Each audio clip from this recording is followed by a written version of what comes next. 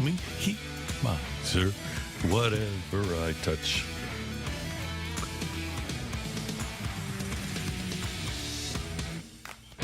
Good morning, everyone, and welcome to the opening drive on 101 ESPN. Brooke Grimsley, Kerry Davis, Randy Carricker, great to have you with us in St. Louis, where? And the Cardinals are home. The Cardinals start at 6:45 tonight. It's going to be 99 degrees at game time. Heck, St. Louis City SC and Brooke is sporting the colors this morning. Check us out on YouTube, by the way. Just go to YouTube and type in 101 ESPN STL, and you can see Brooke Grimsley wearing her St. Louis City SC cap. Kerry Davis wearing a non-black and gold T-shirt. He's kept that going. Good job lately. Yeah, I'm wearing my Cardinal red. We're on the YouTube this morning, but it's going to be above 90 at 9 p.m. when St. Louis City SC takes on Club America, which is from Mexico, and evidently it does get hot in Mexico. Does it? Yeah. No One way. time when Harry Carey was doing a Cubs game, player, I don't even remember who it was. I don't think it was their first baseman, but anyway, somebody lost, a Latin player lost a ball in the sun. And it dropped, and Harry Carey says, "He grew up in the Dominican Republic. How's he lose a ball in the sun?" That's amazing. I was reading something on Yahoo yesterday about how hot it's been in some cities. People are going to emergency rooms with second-degree burns, third-degree burns What? from touching doorknobs, from walking on the pavement.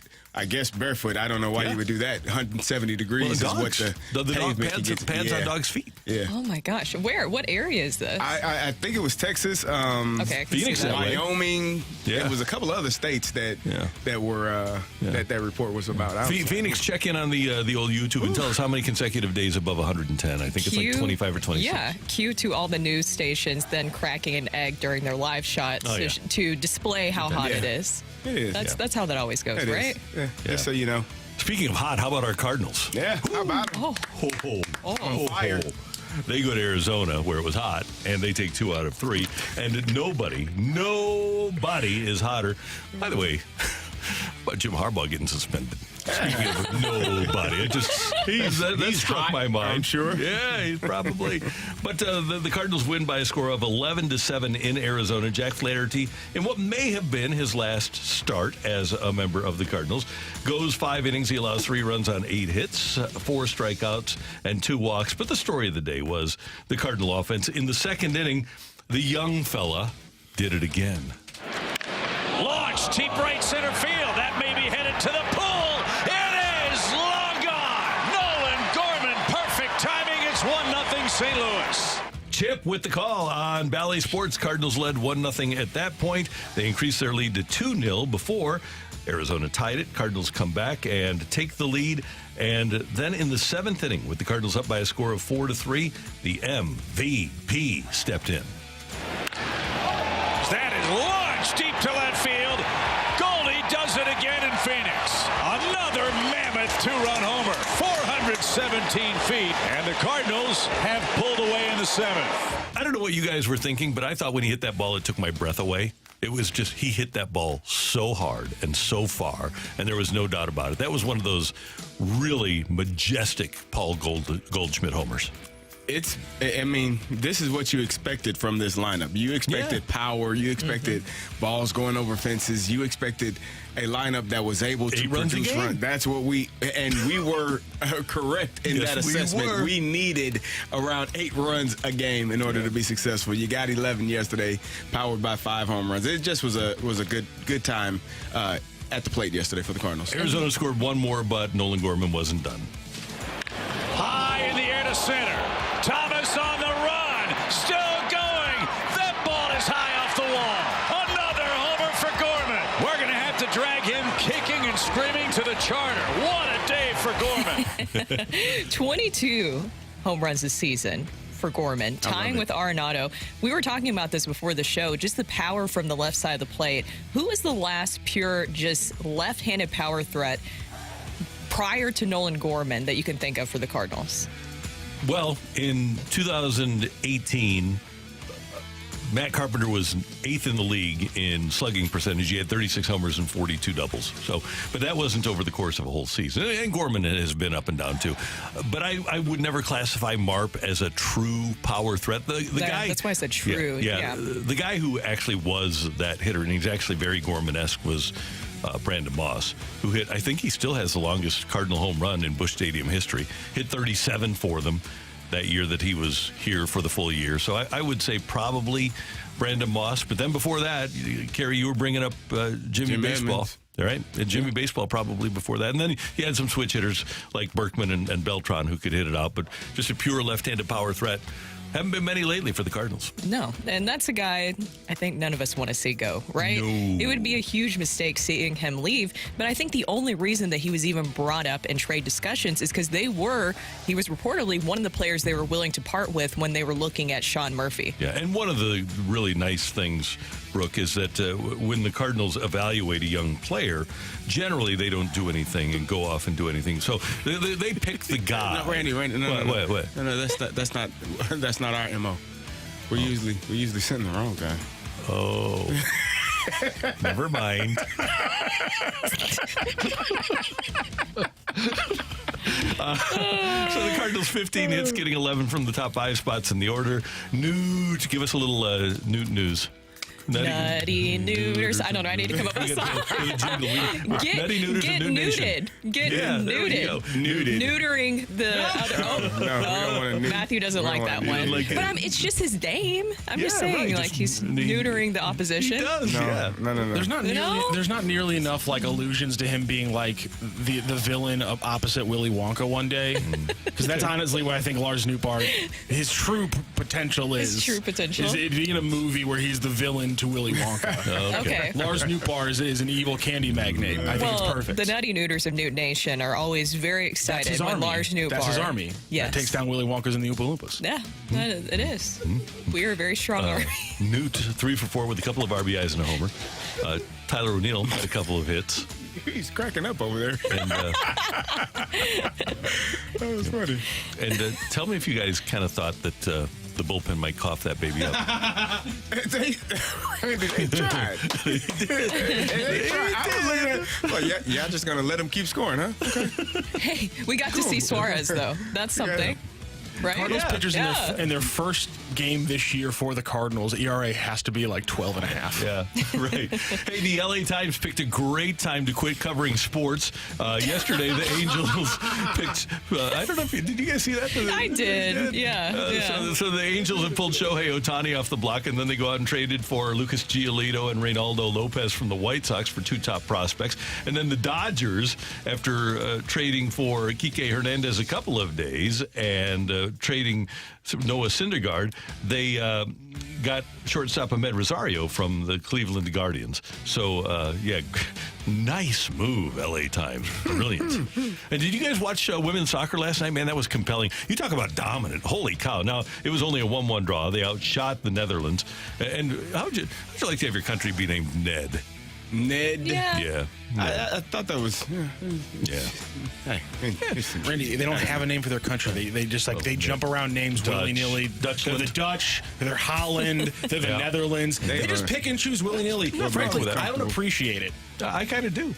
Anyway, they outshot them 17-4, and like the last 20 minutes of regulation was played right next to the Netherlands net, and the USA just couldn't get one past the Netherlands goaler. And we, being the USA, we're tied for first in Group E with 4 points through 2 games, and it was a 1-1 draw last night on the pitch in Australia as the USA wore the beautiful kits. You like them? You like the kits? Oh, yeah, I do. Really nice. So go USA. Go USA. Good job. There's nothing that brings, I feel like, people here more together than when you can root for the USA in something. I think it's great. Because then it's just if you feel that pure adrenaline and just patriotic power, right? Yeah. So one other thing, and Matthew and I were talking about this earlier. How cool would it be to be able to take a $35 million pay cut like Aaron Rodgers did? And still be super rich. I don't know that I would take a $35 million pay cut. He just wants to play another year. Okay. Yeah. Pay me. Oh, he's already got the money. Nah. He would have a $107 million cap hit next year if he didn't take the big. That sounds like a them problem, not a me problem. Well, that means you don't get to play anymore, and he wants to play. Oh, okay. Well, I guess. No, I think it is good that he decided to take a lot of it less money, because it's going to allow the Jets to open up, and if they need to sign someone else, if they need to, they're looking at their offensive line and trying to figure that part of their team out right now. They're pretty good, but if they can go out and find some more depth at that position, maybe add a running back, because Breece Hall is coming back from an ACL tear. There's a running back that played in Minnesota. Mm-hmm. That was pretty good and is on the free agent market. You got a few of them that are still on the free agent market. So that may be a place that they look as well, running back, even though running backs don't get paid anymore. Did St. Louis and Ezekiel Elliott ever sign anywhere? Not yet. Might his career be over? There's no way, right? Like, he'll go somewhere. You know, the thing that is it's frustrating for me because he has been and did a fantastic job running the football. But once you realize that they start splitting your carries, oh, yeah, this is easy on my body. No, he's going to take your job at some point. And so you have to be, I guess, steadfast, not argumentative or not angry or not, non-agreeable, but you have to be the guy that says, no, I need this ball 20, 25 times. Yeah. And that's the only way that you're going to continue to have a job in this league. And they're not going to pay you, they'll pay you $10, $12 million for it, which is really good money. Not in comparison to what other positions are making, but for the work that you do. But and the grind on other positions isn't what it is for running backs. If you're a running back that does carry the ball a lot, it's just natural that you're going to have your ability decrease over the course of time. Randy, it is painful. Mm-hmm. Like, those are I've watched running backs get up on Monday morning and how they move around. It's a tough day, because you got 11 guys all keyed in on you trying to come tackle you. So it's a tough position, and it deserves more than what it gets. But here we are right now, and those running backs are going to have to wait this out and see if they can get paid more. By the way, to this point, through last year, Aaron Rodgers has made $305,608,010 as an NFL player. $305 million. So because he has to give up that 35, do you think there's some sort of a benefit that we could set up for him? The make Aaron whole benefit. Randy, he can just ask his family.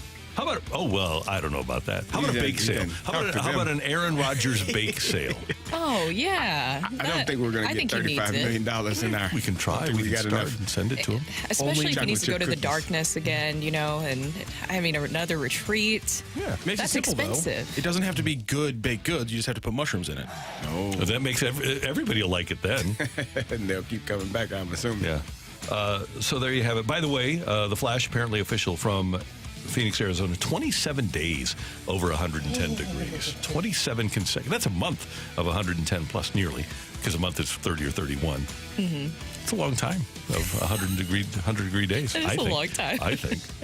There is nothing to do outside when it's that hot. No. You were asking me earlier how has practice been going. We actually had an overcast. We were good yesterday. It wasn't too warm. It breezy too. It was breezy, nice.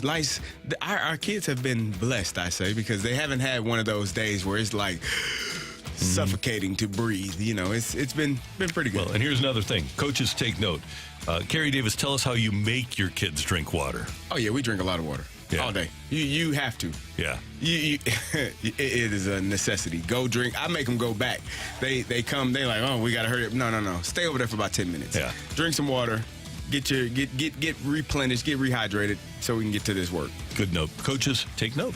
That is Brooke. That is Carrie. I'm Randy. Matthew is here. And coming up next, get your text into the Air Comfort Service text line, 314-399-9646, 314-399-YO-HO. We have Sick of It coming up next on 101 ESPN. There are only two things I can't stand in this world. People who are intolerant of other people's cultures, and the Dutch.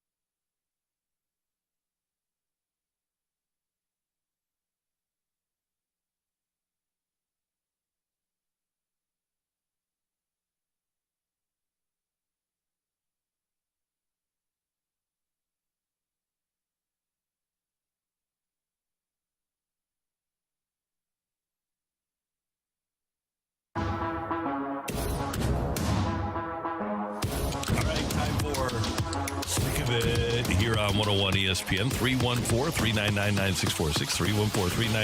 314-399-YO-HO. Carrie's not back in. He's going and getting coffee right now, which is fine. It is fine. He can do that. I haven't told you who we have coming up on the show, which I will do right now. Greg Amsinger at the bottom of this hour. And then the former Cardinal and also a member of Big League Impact and now Cubs infielder Patrick Wisdom. Patty Smarts will join us coming up at 9:30 with the Cubs in town. Looking forward to that. Kids, here's what I'm sick of is college realignment. Here's my thought. Once even one school goes to a different conference and then goes back to their old conference, i.e. Colorado right now, then we should end realignment and not allow it anymore. I'm sick of it. So Mizzou shouldn't be looking to get back into the Big 12? No, they should not. Yes, the hell they should. Are you saying it hasn't worked out for them? No, they should not. Aren't you a guy that says never give money back? I mean, you don't got to give the money back. Just go back. No. You want to win, Just go Randy? back. Do you like winners? Your chances of being in a BCS bowl game are as good in the SEC or better than they are in the Big 12. No. Yeah, they are. Kerry, they had more. You don't have a chance to make it to the SEC championship game. Not if, well, yes, you do, because they've done it. Randy.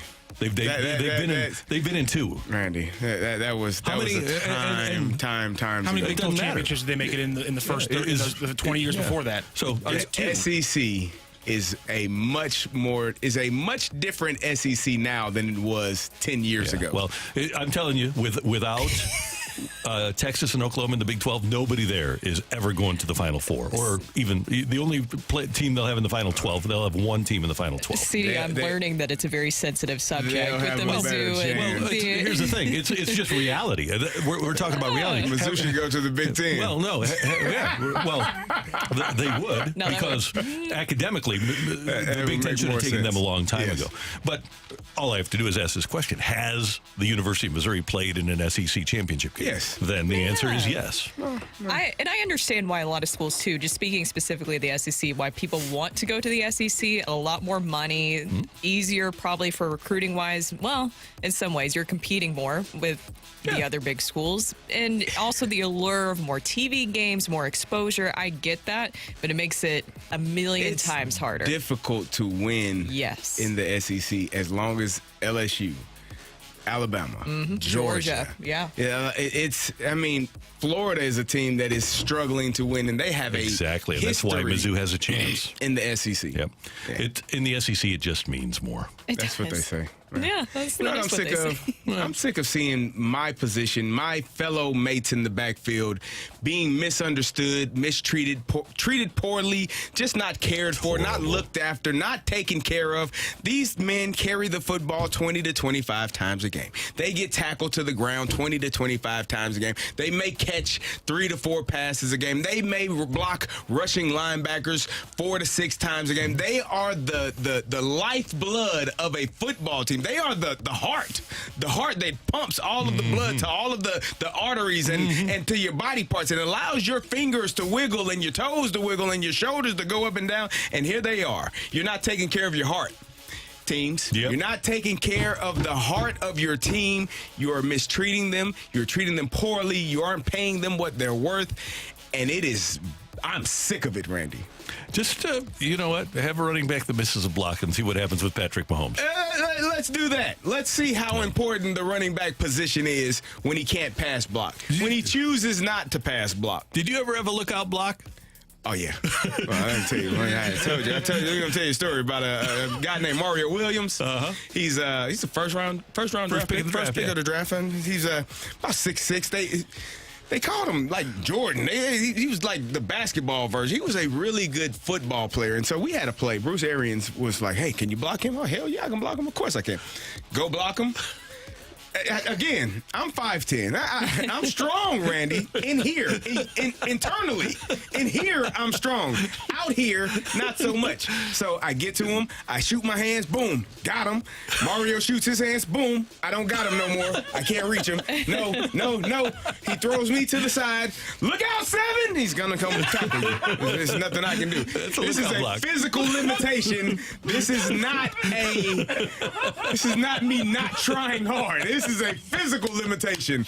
This is what God gave him. He didn't give me. I'm not 6'6". I couldn't reach him. I was like a child. And then, like 5 seconds later, Ben Roethlisberger is going, man, I'm sick of it. You didn't talk to VA. He knew that was a dumbass decision.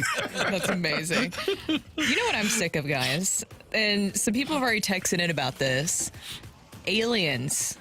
They're happening. They're new. I would be sick of them. But here's my thing. Not new. What I'm sick of is I want to see photos. I want to see photos of these aliens. If there's these aliens that we're talking about, and we keep getting like these little pieces of video of these aircrafts, that's fine and all. I want to see photos of these supposed aliens. That's what I'm sick of. If we're going to talk about it, we have Congress, all that happening yesterday. What do they look like? Are they like the aliens, like, I don't know, from some of these scary movies? Or are they going to be like Alf? Where they're just like super friendly, because then I'd be fine meeting them.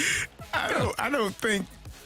So here's my thought process. Do you have an alien theory? Well, no. I mean, the thought process that we, and I say we, human beings, would believe that we are the only creatures on this vast planet that we in this solar system that we are still learning more about is a bit.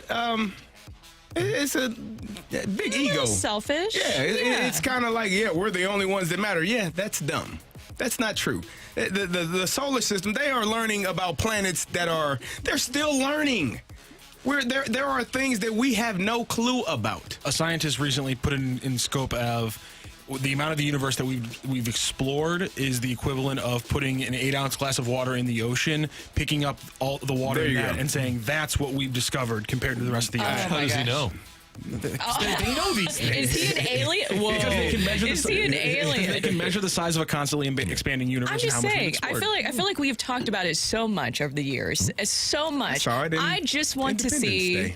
I just want to see some photos of what these aliens look like. Okay, just about Area 51 and I do this and everything. with all due respect to the guy, but I would suggest you just do a Google search for Otis Nixon Atlanta Braves. No, Randy.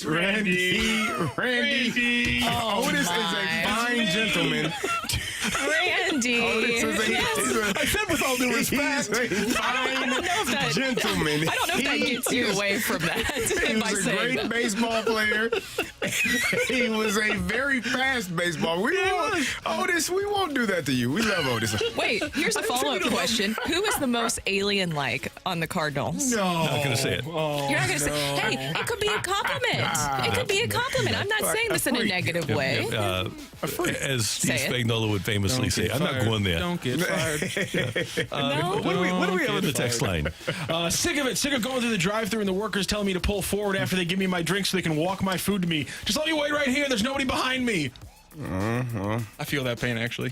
Is that a Chick-fil-A thing? No, don't you ever slander Chick-fil-A. It's a stack and shack move. I will tell you who is very efficient in doing that, though, is Culver's. Culver's does a great job at it. That's their model, but their model is built around that with like the numbers. I didn't see it. The numbers in the window and everything. I cannot. Not going there. You're not going to show the tube. You're not going to show the tube. So people couldn't see what's happening in this room. Randy just revealed who he thinks is. My question was, who do you think is an alien, most alien-like on this Cardinals team? And to me, it could be a compliment because you're kind of a freak of nature, right? That's how I looked at it. Yeah. Okay. Hell of a baseball player. Well, and Michael actually, right? Didn't Michael do a movie where he was going against the Monstars and defeated the aliens? So Michael Jordan? He had strength that was beyond the aliens. Yeah. All right, let's do one more. Oh, one more? Yeah. Independence Day is my favorite alien movie. Oh, yeah, great. I like Signs. Great alien movie. Signs is a good alien Signs movie. kinda, That was scary. A little bit. I like this one.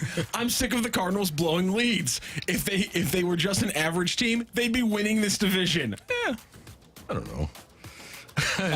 Derek I got a photo of Otis Nixon. How can you say he's not an alien? Derek Gould threw out a stat that if they had the same amount of blown saves as the Cincinnati Reds, they'd have like almost the exact identical record as them. You know what I'm sick of? Major League Baseball. I thought about this morning because Tyler O'Neill made a heck of an attempt to catch a home run yesterday, and a fan, I believe, reached his hand over and they touched gloves. Like their gloves hit one another, which means Tyler O'Neill more than likely would have made the catch. Major League Baseball, the thing that makes the NFL wonderful They have cameras everywhere. They have cameras in the pylons. They got cameras over the top. They got cameras there. You can see there is not an angle on an NFL field where you won't be able to tell if it was a first down, touchdown, catch or no catches, up to the referees because they get confused sometimes. But there are things that you can see for sure that it was done, and Major League Baseball needs more cameras. There should not be a reason why you don't have a camera showing whether or not that fan stuck his hand over the fence and made that catch. It definitely looked like it was, you could argue just from the one angle that I saw that possibly it was a little over the wall, but the way that the fan kind of the gloves definitely touch, and the fan just snatched it. Right, it just right. And then tried to snatched it up. Say I'm sorry. Yep. And then we had the 101 ESPN microphones down by the Cardinals dugout as Tyler O'Neill returned to the dugout. Wow. We don't have the cameras, but we got the mics. We got the mics there. That is, we're sick of it here on 101 ESPN. Coming up, Greg Amsinger, MLB Network, joins us on the opening drive on 101 ESPN.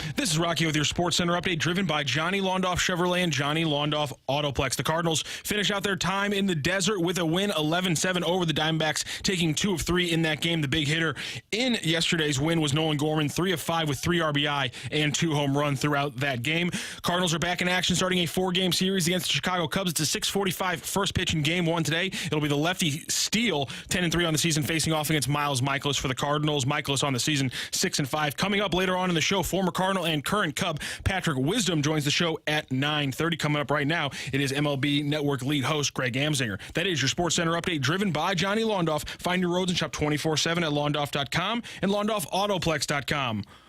Are you kidding me?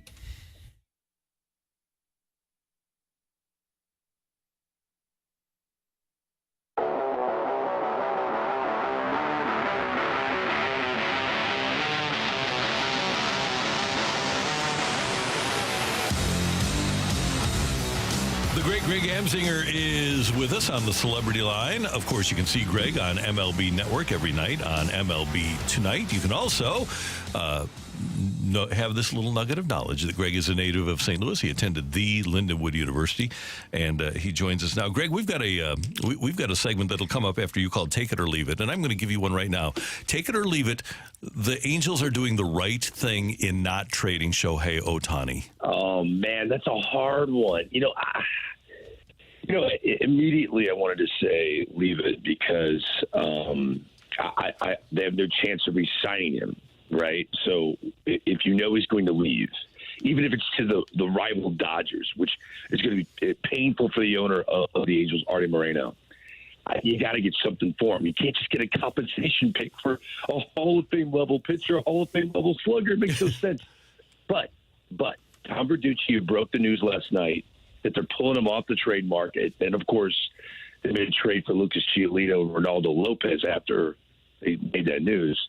It makes sense. This is their last shot.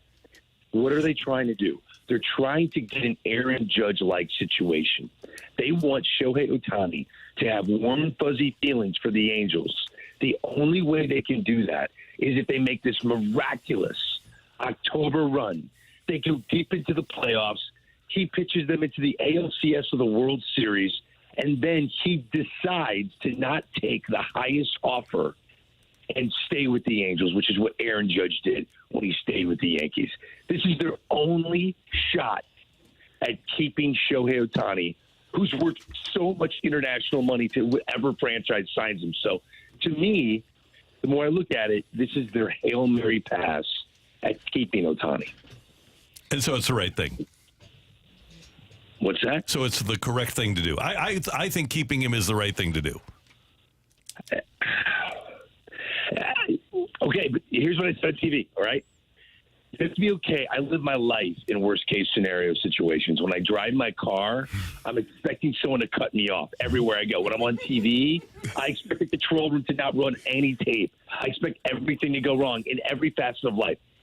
I'm a horrible person to be married to. I think that's my wife. But this is how I operate. So if you're the Angels, okay, you have to operate in worst-case scenario and be at peace with it.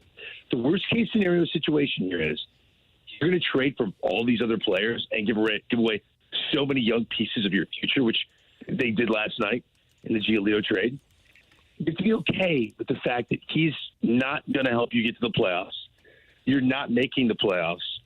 And he's leaving for a compensation pick, which isn't a first-round pick.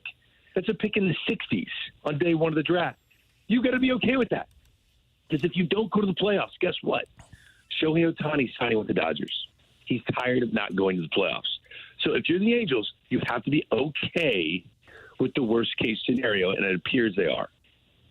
Greg, with Shohei off the market and Giolito going over there to the Angels, how much does that increase the value of Jordan Montgomery and Jack Flaherty? It even looks like, of course, that was likely Jack Flaherty's last start as a Cardinal. Where do you see Montgomery and Flaherty possibly being on the move to? Well, last night, my dear friend Dan Plesac said he believes the Dodgers are in the market for 2 starting pitchers. And if there is an organization that you want to do business with, it's the Los Angeles Dodgers. No team has more top 100 prospects that they can send your way for 2 starting pitchers. Now, I just looked at it and thought, okay, maybe it's the White Sox against the Cardinals. Which pitchers would you want? With Dylan Cease dangling out there, right? I thought, man, Giolito and Cease probably trump Flaherty and Montgomery. If you were going to make a monster move and get 2/5 of your rotation in one deal, I would lean towards White Sox because Cease is just an X factor, right? But now with Giolito gone, if you're going to go Cease and Lance Lynn, even though Lance Lynn's K per 9 is at a career high 10.9, he's serving up home runs and his ERA is way over 6. I think that this deal last night with the Angels helped the Cardinals get what they need, and that is to trade both guys to the same team. Because if you deal Flaherty, a California guy, and Jordan Montgomery, who did what last year, prove that he could be traded away and flourish in a new uniform, I think this is all lining up for the Dodgers to make a deal with the St. Louis Cardinals. Keep in mind, they traded away Noah Syndergaard in one of the weirdest trades I've ever heard.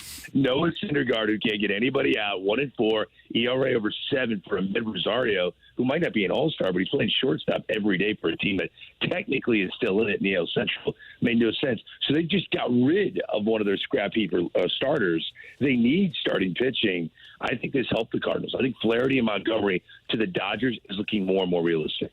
If it's not the Dodgers, do you have confidence that the Cardinals can get something in return for those two? I mean, to me, it's one of the hardest things. You're trading two pitchers away, but you need pitching depth. So how do you manage that when you're clearly going to get those guys on the market at some point? Oh, look, we divided up the pitchers that are available in trade market into pitch-to-contact guys, Marcus Stroman, Kyle Hendricks, guys like that, Jordan Montgomery. I look at a strikeout guy, someone who averages a strikeout per inning, right? That stuff plays in the postseason. That's why I still believe Lance Lynn has value to someone, because his strikeouts are up. Now, why would you say a guy with an ERA over 6 is adding value to a team? What do we see in postseason play? Yeah, you got your game 1 starter. He's going to go deep. You get your game 2 starter. He's going to go deep. Your game 3 and 4, your starters are going 3 or 4 innings, and they're handing it over to the bullpen. If Lance Lynn knows he's only going to go 3 or 4 innings, and he's max effort, you're going to get a guy who's going to get swing and miss. They value that more than anything in the postseason is swing and miss. I don't know if Marcus Stroman is as coveted as people say he is. I think there's one team that I would target for Stroman, and that's the Houston Astros. I think Dusty Baker would love managing the aura of Marcus Stroman, his confidence, and he's not going to be a game 1, game 2 guy, so it fits because he's pitched to contact. Jordan Montgomery, just like I said, proved he's comfortable changing uniforms. Did it last year, and he flourished. Jack Flaherty, to me, is now, with Giolito gone, I still don't believe Dylan Cease is available. I still don't think that. I think Jack Flaherty becomes one of the top 3 starters available, because even though his K/9 is down, he's normally a 10 or above strikeout guy. I think his stuff still looks good. I think teams wouldn't be shy of giving him the ball in a game 2 of a postseason series. So I think that adds insane value. So if it's not the Dodgers and you split these guys up, you're going to trade both of them, and you're going to get value. I just think Flaherty is still considered a top 3 pitcher available now with Giolito off the board. Greg, with Ohtani off the market, you look back, last year Soto got traded. The year before that, Scherzer and Turner got traded in the same deal. We've had Machado get traded on trade deadline day. I really don't see a deal on the horizon or a name on the horizon that gets moved that takes our breath away. Do you see one? Ooh, see, I kind of think anything could happen with the San Diego Padres. I really think anything could happen. A.J. Preller loves attention. It's like if you took Greg Amsinger and made him a GM, it would probably be A.J. Preller. He loves people buzzing about him, right? And I don't see him sitting on his hands either way. If they're clearly a buyer, they're within striking distance, and he somehow says the same thing to the poor owner of the Padres. Hey, Mr. Seidler, I know I've said this to you before, but this is the missing piece. Trust me this time. I know I've said this 34 times, but this guy is going to put us over the top. If we can convince him again into believing that, then maybe they'll be buyers. But I think right now they're under 500. They're not even, what are they, 5 games under 500? If they're like 7 or 8 under 500, and we all know they're not a buyer, I don't believe A.J. Preller is going to sit there quietly when everyone else is getting talked about. I think Juan Soto could be in play. Wow. I truly believe if they decide to sell with 1 year left of Juan Soto, I could see Juan Soto being traded again. And either way, you asked me about a player. I'm just going to give you the name of a GM. A.J. Preller will be the most interesting person either way on deadline day if the Padres decide to sell or buy. I love this. All right, one more thing, and this is an unpopular opinion among most sports fans, I think, but I believe that the sport of baseball is better under Rob Manfred. Has he made some missteps in terms of PR? Yes, and he's your boss, but he gets a new contract from baseball. I think baseball is in a better place right now than it was the day Rob Manfred took over. 1,000%. Now, I know people are probably rolling their eyes because they think I'm biased, right? Baseball, when I jumped into it, had Bud Selig as the commissioner, and baseball took baby steps to keep up with the times. It was the last sport to the party. Just was. Everything in our society was going faster, and baseball wanted to be true to its past, and it was walking in mud. Well, to have a commissioner come in and change a game that has so many purists who are ready to yell at you and glare at you and say, boo, at a draft, which is so dumb, by the way. All of you fans who would ever see a human being and get excited to boo, oh, man, I hope I don't ever cross paths with you. Anyway, my point is this. I think you needed a guy who was okay being yelled at, was okay not being popular. Rob Manfred has been a lifelong negotiator. When he walks out of a room, no one in that room likes him because he's been going back and forth negotiating against them. I believe his mom and dad probably scowled at him while he ate his cereal when he was a kid. He's used to this. You needed someone with thick skin to walk in and change baseball at the level he changed it. We might look back in 40, 50 years, I mean, if we're still upright, and believe that Rob Manfred was the most transformative commissioner of all time. And let me just keep this in mind. In the next 4 years, we're going to see even more monumental changes in the game. The ball strike challenge is going to add such an amazing wrinkle to the sport, and that's coming. Trust me. And then you're going to have expansion. There'll be two more cities that will have a Major League Baseball team. Rob Manfred's going to be doing all of this. He isn't afraid of change. And for baseball to get back the momentum that we've gotten lately, we needed someone who would wear it. He wears the unpopularity of change in a sport that hated change. So Rob Manfred's good for the game. Very well said. Greg Amsinger, we always love hearing you. What do you got? You had the great Hall of Fame weekend. You had the draft. You have any other big events coming up the rest of the summer before we get to the playoffs? Yeah, I get to unpack boxes in my house. Oh, good. Yeah, I haven't been able to help unpack. So my poor wife's just talking about glaring at you like ready to boo me. She's booing me as I walk to the bathroom. So I got to unpack. I got to start carrying my own load here in my house. So, yeah, if I get like if I get one day, which I don't know if I have a day coming up, but if I do, I'm unpacking boxes. That's my life. All right, Greg, always great to have you. Always good to talk to you. Thank you, sir, and we will talk to you soon. All right, take care, guys. See you, big boy.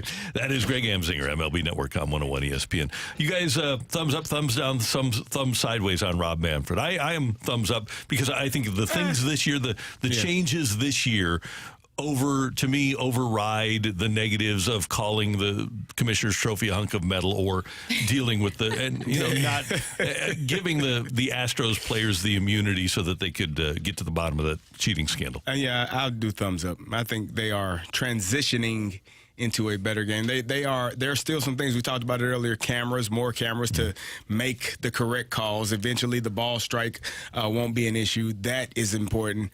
But I would give a thumbs up because I think the game has sped up, obviously, with the change of pace, the change of rules. It's been a better brand of baseball. I would like to see more of the stars being known and marketed better, yes. Yeah, I agree. I think marketing your stars a little bit better. And other than that, I've liked the rules a lot this year. The pitch clock, at first, I didn't know how to feel about it, but it's made the games go by a little bit faster and a little more interesting, too. So I'm good with it. I'm interested, too, to see how things transition when it comes to streaming, which they're not the only sport dealing with this, right? Handling the blackouts. How is this going to be more accessible to everybody? I'm interested to see how they handle that moving forward. That's Brooke. That's Carrie. I'm Randy. We've got Take It or Leave It coming up. Text in 314-399-9646, 314-399. Yo-ho! Get your text in for Take It or Leave It now on 101 ESPN.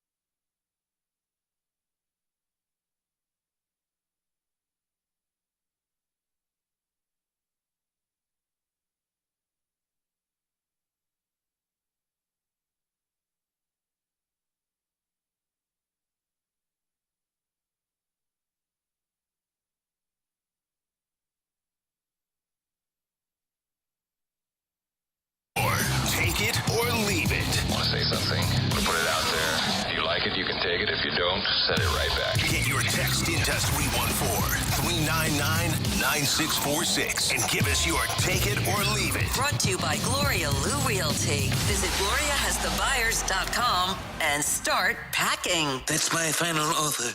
Take it or leave it.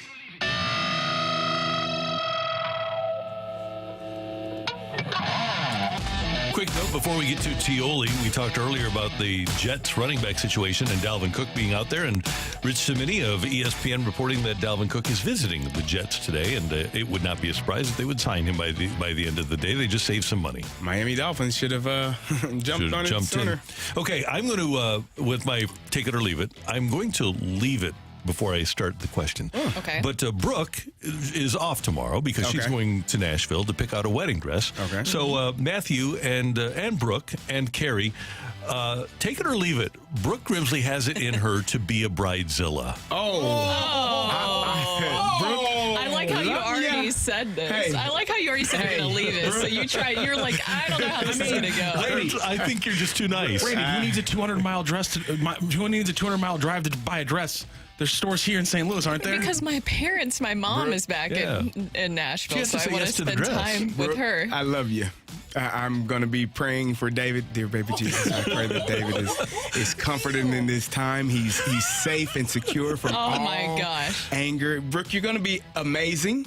Yes. You will be beautiful on that day. I feel like it might be a little bit. Why? What have I given you? Brooke, What makes you think that, Carrie? We're going to put you on the spot right now. Because what I've learned about you is you are a perfectionist. You like things to be the right way. You don't want it to be wrong. And then if it's not correct, Brookie will become the Grim Reaper, and somebody is going to feel the pain. Okay, you might be right about some things. Because I'm a very type A personality. Yes. I feel like a lot of us in the media biz are that way, where we are very structured. We like things to go a certain way and, very detail oriented. And I'm very much that person. I feel like I've been pretty chill thus far. The thing is we've been engaged for a while. We had COVID happen and then just a lot of other things family-wise. And so we've been kind of putting this off. We were even considering elopement, but it's our family that wants to have this. I don't have any expectations really going into it. And that's what I told you guys. I think some people maybe just make this huge thing in their head, right? And so it's always, everything's going to fall short of those expectations. I'm just going in and just trying to be Tim Grieper. Tim Grieper is who's going to show up. Your bridezilla hashtag Tim Grieper. Tim Grieper. I think I'm doing my best because I do not want to be a bridezilla. I did love that show though. That was a very interesting show. I didn't realize until just now that when you spell out Grieper, it's just G Reaper. Yeah. Oh, that's so perfect. Yeah.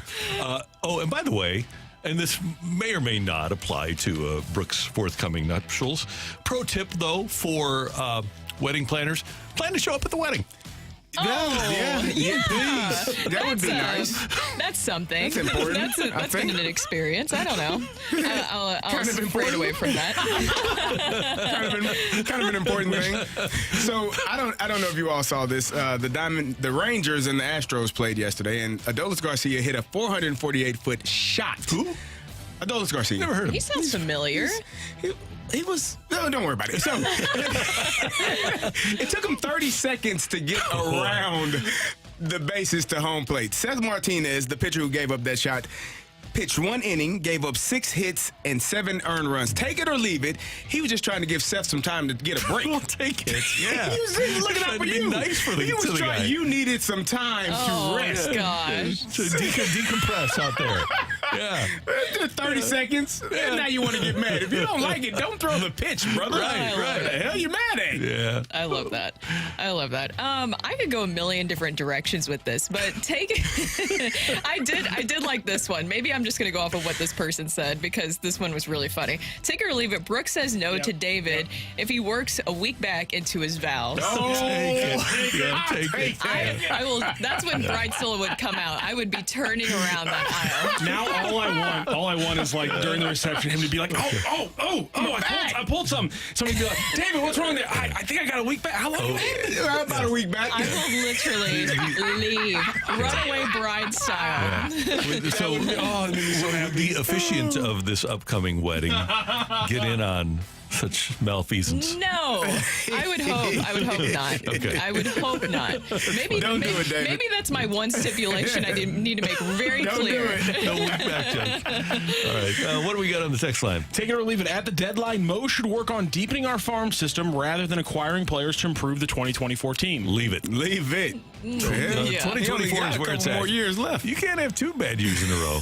No. And you're exactly. You've only got 2 years left. Don't leave the good players for somebody else. Please don't. Don't do. I was talking to a general manager one time who signed a player to a long-term contract. I said, man, that's a long time. He said, yeah, that's for the next guy. Take it or leave it. Tyler O'Neill doesn't get traded at the deadline and ends the year on the IL, crushing his offseason trade value in the process. Oh, there's a lot. Yeah. There's a lot to that. I want to leave it because I don't want him to go back. He's been on the IL enough. With what? A week back. How long did he have that? About a week back. I'm exiting the building. I am exiting the building.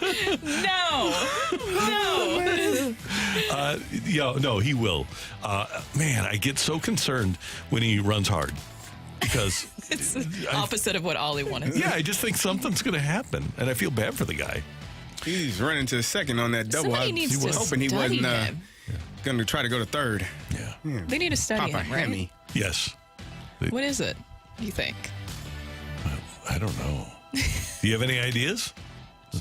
No? Well, here's a He's a big vegetarian. Well, is he? He's a vegetarian. Ain't no way. Tyler O'Neill? No, he's Hasn't that not. always been the thing that he's like vegetarian or vegan? he's Or not. is he Better have vegan for a protein little in him. I know Ryan O'Reilly was a vegetarian. bit? I'm getting confused. I thought O'Neill was for a long time though. No, O'Reilly definitely was vegan, vegetarian. So, T.O. needs to, if he needs to go to Woofie's. And he needs to load up on a hot dog and fries and just get the greasiest meal that he can have. And maybe a cold Budweiser. So in 2020, Tyler O'Neill described his diet as flexitarian. He says it's a cheated version of vegan. Honestly, I'm eating vegan 9 times out of 10. Okay, well, that's cool. Oh. So I was wrong. Did you know I do flexitarian? Like, I love that term. I love that term.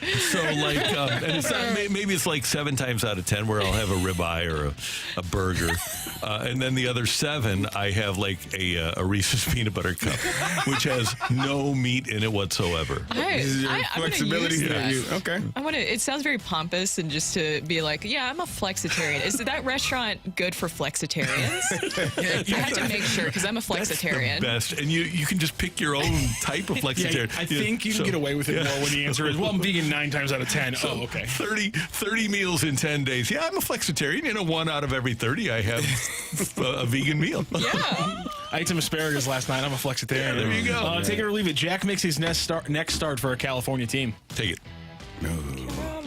Giants. When are we going to Doyers? get any news? I am so ready. We've been talking about this for about a month now. It'll probably be when I'm out of here on Monday. Normally, when I am out is when big things happen. Oh, man.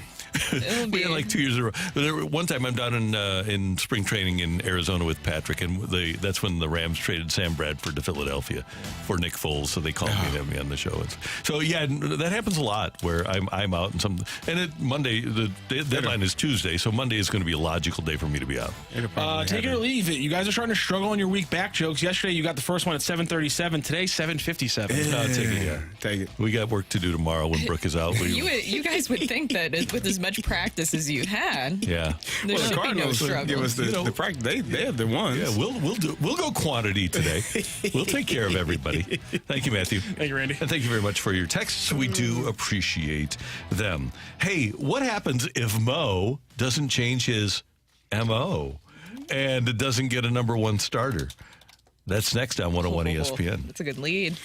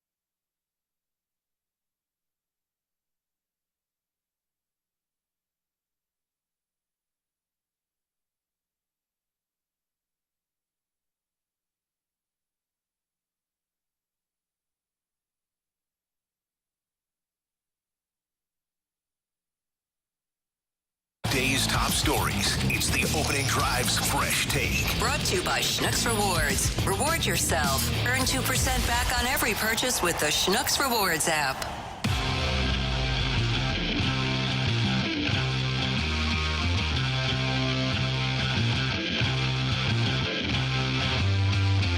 Cardinals have had a lot of success over a lot of years, and they've made a lot of good, smart moves. So I don't think Mo is the type of guy who's going to go out there and take huge risks on huge money in that sense. I think it's more it's better be a little bit more prudent and go a little bit more after let's say a little bit more of a middle ground per se, because once you make those big moves and you spend that big money, you could put yourself into a big hole.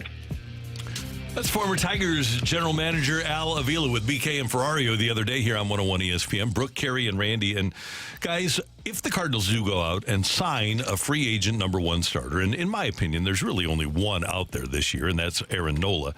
If they would do that, they would be playing to the masses more than doing the responsible thing.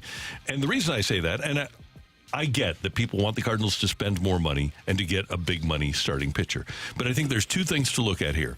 The top four records in Major League Baseball right now: Braves, Orioles, Rays, and Dodgers. None of those franchises have a big money free agent starting pitcher. Obviously, the Dodgers have kept Clayton Kershaw around. The Braves gave Strider big money, but they're big guys. They've got Charlie Morton, who's not a big money free agent. Baltimore doesn't have a big money free agent. They have Kyle Gibson, and he's been solid for them, but far from big money. The Rays don't have a big money free agent, and the Dodgers don't. Then you look at the guys that are the highest paid free agent pitchers: Max Scherzer, Justin Verlander, Jacob deGrom, Garrett Cole, Steven Strasburg. At the moment, you have to go all the way down to the next free agent. Boy, you really have to go down. CC Sabathia made big money, and he did win when he went to the Yankees in 2009. My point being, I guess Marcus Stroman would be the next one. These guys are guys that their teams are actually considering trading the biggest money starting pitchers. So I'm wondering if, based on history, and history doesn't always portend the future, but I'm wondering if, based on history, the Cardinals might take a different approach rather than giving a pitcher like Nola $30 million a year. So what would be the different approach? Because you're going to have to get pitching somewhere, because who is your ace next season? It's not going to be Miles Michaelis. No, it's not. You have to make trades, and that's where this comes in right now, what you're doing now through Tuesday. And if you can find a way to trade for a Dylan Cease during the offseason, if you can find a way once the season is over and a guy like Glasnow or maybe even a Shane McClanahan becomes available, the Cardinals have to do what they've done in the past, and they have to make a good deal for a pitcher. So do you think that the trades of Jordan Montgomery and of Jack Flaherty could get them enough in return to where they can use those pieces to go get a day one starter, an ace for this starting rotation for next year? I don't think that they will. I don't think that the return for those two free agents will get you enough to get that number one starter. And that, whatever it is, you're going to get a number one starter, you're going to have to give up something that hurts you. That's the most concerning part for me, though, is the fact that we've talked about this starting rotation for 2024. All eyes are looking towards 2024. We are pretty much done with 2023 as far as the Cardinals making it into the playoffs and making a run. You're going to lose three starting pitchers right now. Then you have that is Wainwright, that is Flaherty, that is Jordan Montgomery. Now you have Miles Michaelis and maybe Steven Matz. If you don't get anything in return, what are you looking at? You're looking at a team that is pretty much in the same boat that they were in this year. You're going to be looking for pitching, and my main concern has been when you're trading starting pitching, the notion that you're going to get starting pitching back is absurd, because the reason that team is getting starting pitching is because they need starting pitching. If they had it, they wouldn't need it. And the Cardinals have put themselves in a position, unfortunately for them, where they're going to have to try to buck the trend by spending money. You got to have that bird in the hand by getting a number one pitcher either through trade or free agency, but you're still going to have to fill out your staff with other free agents. And Mo has even admitted that he can't put together a starting rotation for 2024 without signing a free agent or two. But I'm just wondering if the best expenditure for the Cardinals is getting a Nola, and maybe they're forced into getting a Nola because free agency starts way before the trade season does. So I'm a big advocate of having that bird in the hand. And you know what? Here's the thing. If you can sign a free agent and then trade for another number one, all the better, because pitching is what has plagued this team, and pitching, regardless of what happens with analytics and what has happened with 3 true outcomes, pitching is still how you win the World Series. It's why Houston won the World Series last year. It's why Atlanta won a couple of years ago. It's why the Dodgers won in 2020.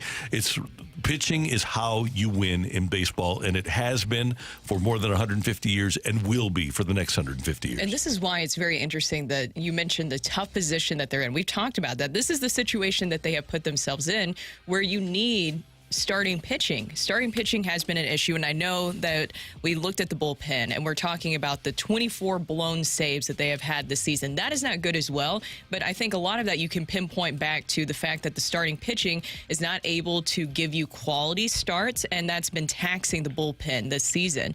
And you're in a situation, too, where you have Adam Wainwright coming back.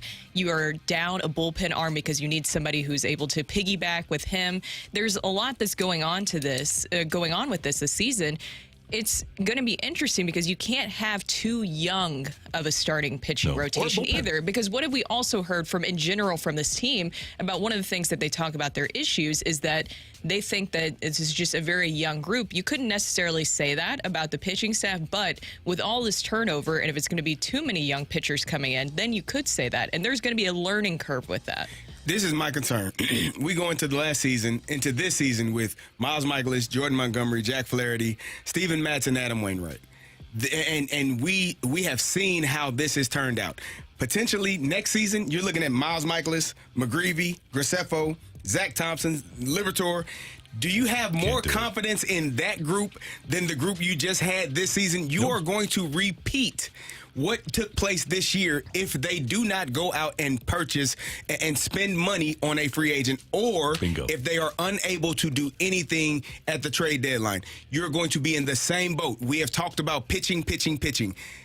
It is the one thing that this Cardinals rotation needs the most. You would be better served if those 4 guys could spend time in the bullpen and work their way up to become starters, as opposed to having be starters opening day. To answer the question on the sheet, if Mo doesn't change his MO and doesn't get a free agent starter, can the Cardinals win? I don't think they can. I think they have to have a free agent starting pitcher. It'd be beneficial to have a number one and roll the dice, but they cannot build a representative championship caliber starting rotation next year by having that list of names in their rotation to start next season. It won't work. No.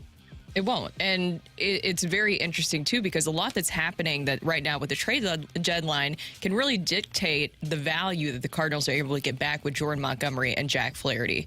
That's going to be very interesting to watch, and what Mozeliak is able to pull off. He's already stated publicly that they're going to change their pitching philosophy, which they should. We've talked about that, for more swing and miss stuff. That's going to come at a high price because guess what? Everybody's looking for that right now. Nobody's looking for necessarily pitch to contact. And it doesn't seem like the young guys that they anticipated having that sort of stuff are doing what they expected to do. We've seen enough of Liberatore to know that he's probably not going to be a strikeout guy at the major league level. McGreevy wasn't drafted to be that guy. And Graceffo, who was supposed to turn into that guy this year, has only made 11 starts. And he has, let me get you his totals, in 16 innings in July. He has 12 strikeouts. So he's not even and for the season, 50 strikeouts for Gordon Graceffo. So it's just not enough. So 50 strikeouts in 46.1. He's not dominating. I'm sorry, 41 strikeouts in 46 and a third. Graceffo is not dominating at AAA this year. I will be at the Seidenstricker Nobi tent sale tomorrow at the St. Louis Premium Outlet parking lot in Chesterfield. I'll be there from noon to 2. It's the final weekend of Side and Stricker Noby's Sizzlin' Summer Sales Event.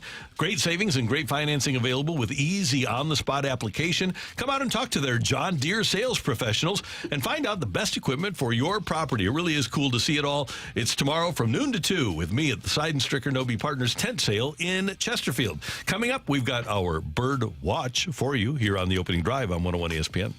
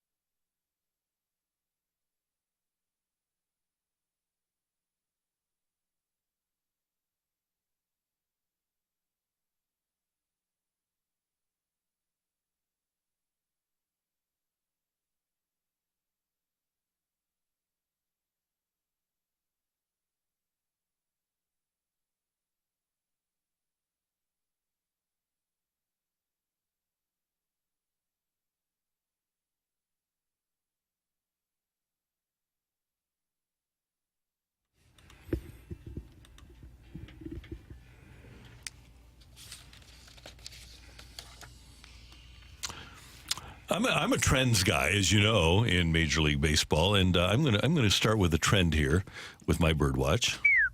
And as you know, I don't like all trends, so I didn't like the fact that 88% of the time, or whatever it was, if you took Jose Quintana out of a game, that the Cardinals were going to be able to protect that lead. Not that kind of a trend thing. But kids, here's an interesting fun fact for you. Top 5 records in the National League as we speak today on July 27th, 2023. Top 5 records in the National League belong to the Braves, Dodgers, Brewers, Giants, and Phillies. Those are the top 5 records.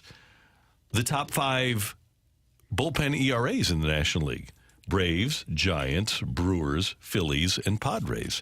4 of the top 5 records have, and the top 4 records, by the way, are in the top 5 in bullpen ERA. Top ERAs: Braves, Giants, Brewers, Phillies, Padres, and the top 5 records: Braves, Dodgers, Brewers, Giants, Phillies. The only one that has a good record without the ERA in the bullpen is the Dodgers, and the Padres are the only one that have the great bullpen ERA that isn't among the top 5 records in the National League. So this, Brooke and Carrie, should be simple, but it's part of it, even though the starting pitching, and we talked about this during the break, the starting pitching is a huge issue for the Cardinals. That was our last segment. But the bullpen can't be dismissed here. You need to have, if you're going to win, a really good bullpen, and really good bullpen usage as well, defined roles in the bullpen. I'm not so sure the Cardinals have that. And they also need to have a more flexible bullpen where they can send guys out and bring young guys up. The bullpen is kind of a young man's game now, and the Cardinals have too many guys with too much experience that can't be or couldn't be sent down, and that's really hurt them this year. And don't you think, too, you mentioned this as well, is that the bullpen, though, is easier to piece together and find those pieces than it is with the starting rotation. Yeah. And if you just go back and look, and I don't hate to bring this up all the time, but just go look at the good teams that Joe Madden had in Tampa and in Chicago, and look at the names. First of all, look at the ranks of the bullpens, and then look at the names of the bullpens that he had in there. There is no better guy at putting together a bullpen and putting people into roles that you wouldn't expect to succeed than Joe Madden. Yeah. And that's my birdwatch. It has been, I agree wholeheartedly. It's the pitching in general. And that's where my numbers are going. So I'm looking at the Cardinals hitting, and they are 6th in hits in the majors, 6th in home runs in Major League Baseball, 11th in RBIs, 8th in average, and 7th in OPS. They are top 10 in the main categories in terms of hitting in Major League Baseball, which leads me to believe that if you are that good as an offense, the reason that your record is 46-57 would have to be because of starting pitching, blown saves by the bullpen, and then blown saves by your closers and relievers. It has been all about the pitching, which is the main concern that I have had all season long.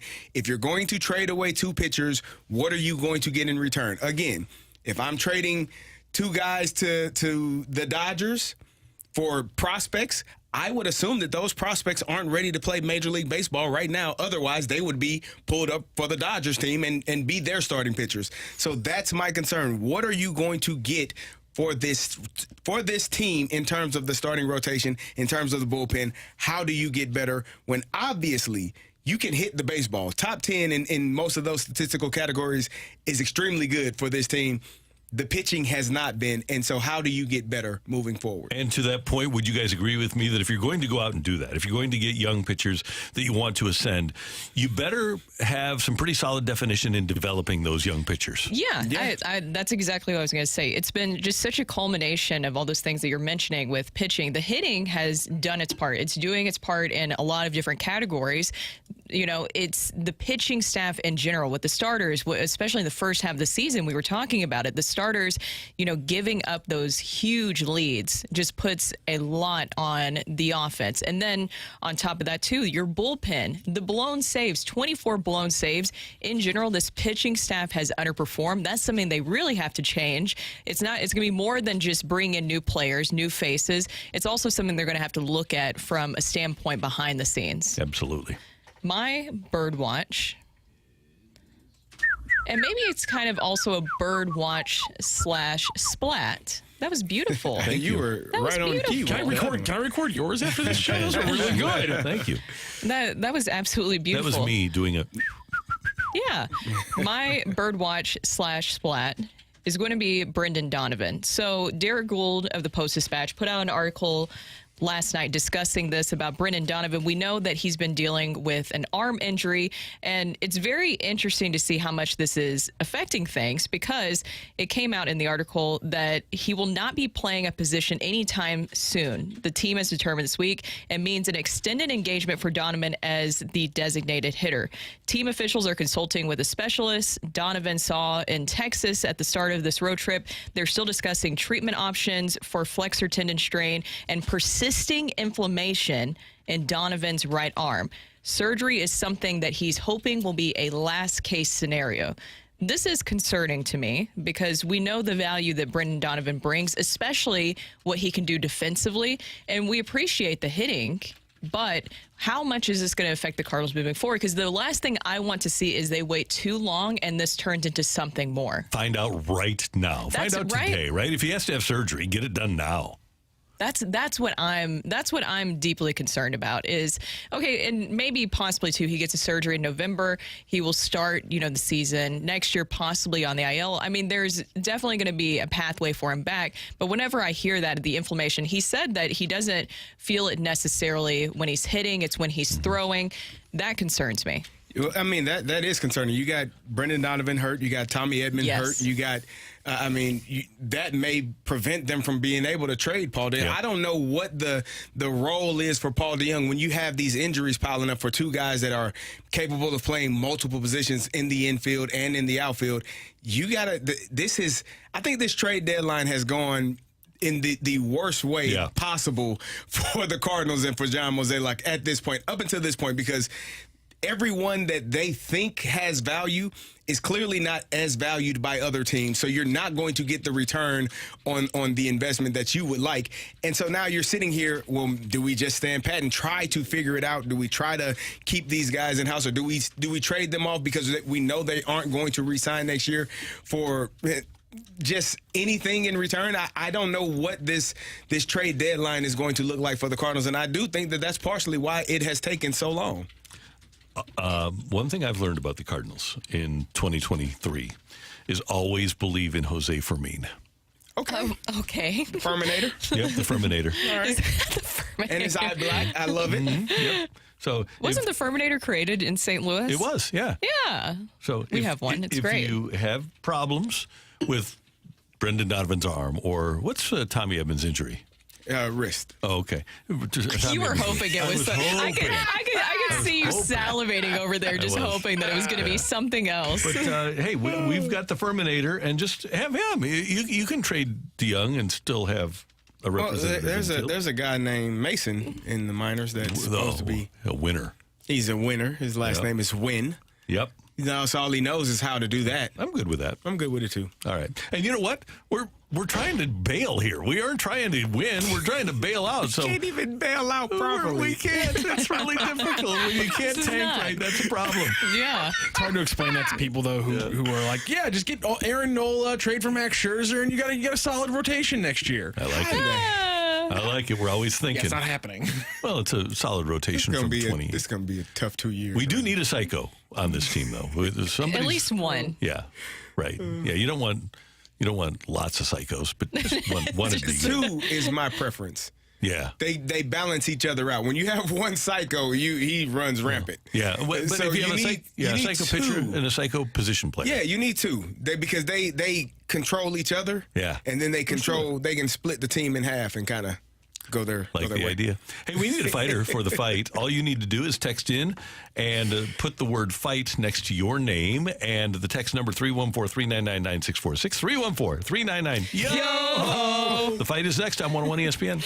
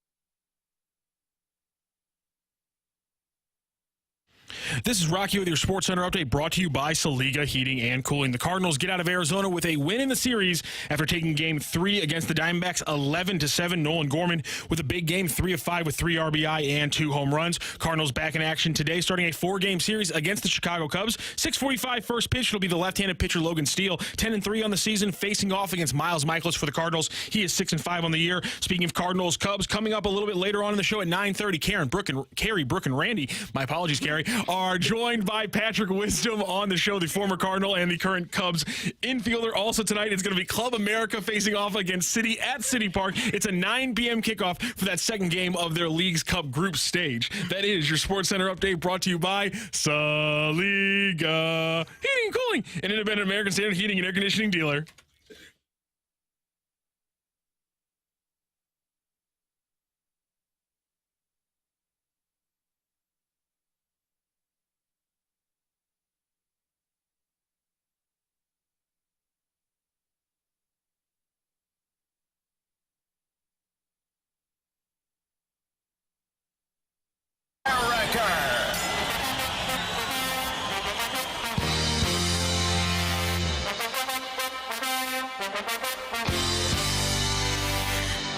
Welcome back to the opening drive. I'm Kerry Davis, joined by Brooke Grimsley, and it is time for the fight. And I've been called a few things in my life. I've been called Corey. I've been called Casey. I've been called Terry, Jerry, but never Karen. Thank you, Rocc. First time for everything. I'm so sorry, buddy. I'm so sorry. I wish we could have had It's the because cameras on I usually Carrie's say face I when that usually happened. I figured out that Brooke, Carrie, Randy works better, but I said Randy, and then the N from Randy carried into Carrie, so it was Randy Karen.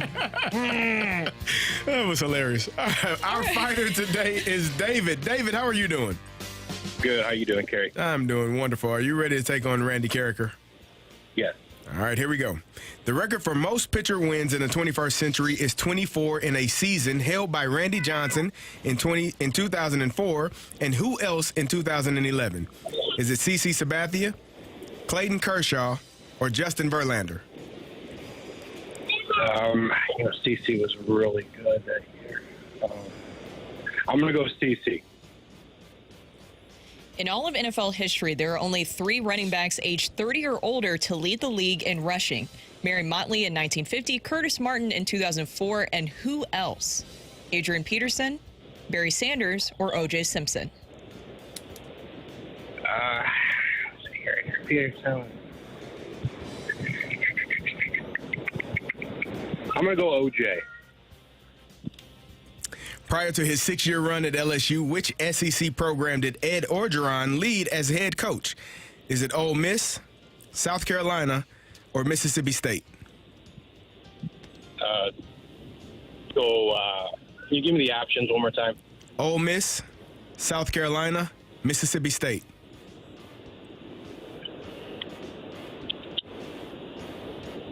Go Mississippi State. Which lefty Hall of Famer holds the record for most shutouts by a starting pitcher during the live era with 63? Tom Glavine, Warren Spahn, or Tommy John? Glavine. All right. We will double check the score, and we will bring in Randy Carricker. David, you got your, is that your son or your daughter with you? Yeah. I got all 3 kids with me. I'm three. always Wow. Tell them we said hello from the opening drive. Karen says hi. Karen says hello, according to Rocc. Rocc called me Karen, and I don't know how I feel about it. Karen, Dave. I don't know that you're going to get past that one, big boy. I feel. Randy, say hello to David. He has his children with him. They sound fantastic. What are your They're children's? well-mannered. Yeah, David, thank you very much for playing. And I hear one there. What are your children's names? My oldest is Evelyn, and I have twins, Ruby and Brady. Awesome. Hey. Wow. Brady, hi, and Evelyn, hello. And congratulations to Dad for making it to the fight, and we hope that you do well. Thanks for listening. Thanks for playing. Thanks, Randy. All right, here we go. Okay. The record for most pitcher wins in the 21st century is 24 in a season, held by Randy Johnson in 2004, and who else in 2011? 2011. And this is post-2000, right? 21st century. 21st century. Yes. 2001. 2011. I think I am going to go with Justin Verlander of the Tigers that year. I think he might have won the MVP that year, too. I think I'll go with Justin Verlander. That's my guess. All right. In all of NFL history, there are only 3 running backs aged 30 or older to lead the league in rushing. Marion Motley in 1950, Curtis Martin in 2004, and who else? Curtis Martin in 2004. I'm thinking that Adrian Peterson might have done it. Had a lot of years that he played after the age of 30. But just in case, I'll do the lifeline, Brooke. Okay. Adrian Peterson, Barry Sanders, or O.J. Simpson? Well, I think right away we're going to have to cut Barry Sanders from this list because he retired. Adrian Peterson was a slashing runner for a long time. And then O.J. was just so competitive. He'd slit your throat. So I think I'm... What? Why are you guys all laughing and putting your head down? I was reading, so I had to put my head down so I could get closer to my paper I think I will go with Adrian Peterson here. That's a pretty sharp guess, I think. If the glove fits. Oh, my goodness. What? What are we doing here? What? Oh, okay. Prior to his 6-year run at LSU, Adrian Peterson. Okay. Prior to his 6-year run at LSU, which SEC program did Ed Orgeron lead as the head coach? Ole Miss. Which lefty Hall of Famer holds the record for most shutouts by a starting pitcher during the live era with 63? Live ball era shutouts. So this would mean that we'd have to... We can't include our buddy... Well, he's not really our buddy. But we can't include Walter Johnson, I don't think, because he was old-timey.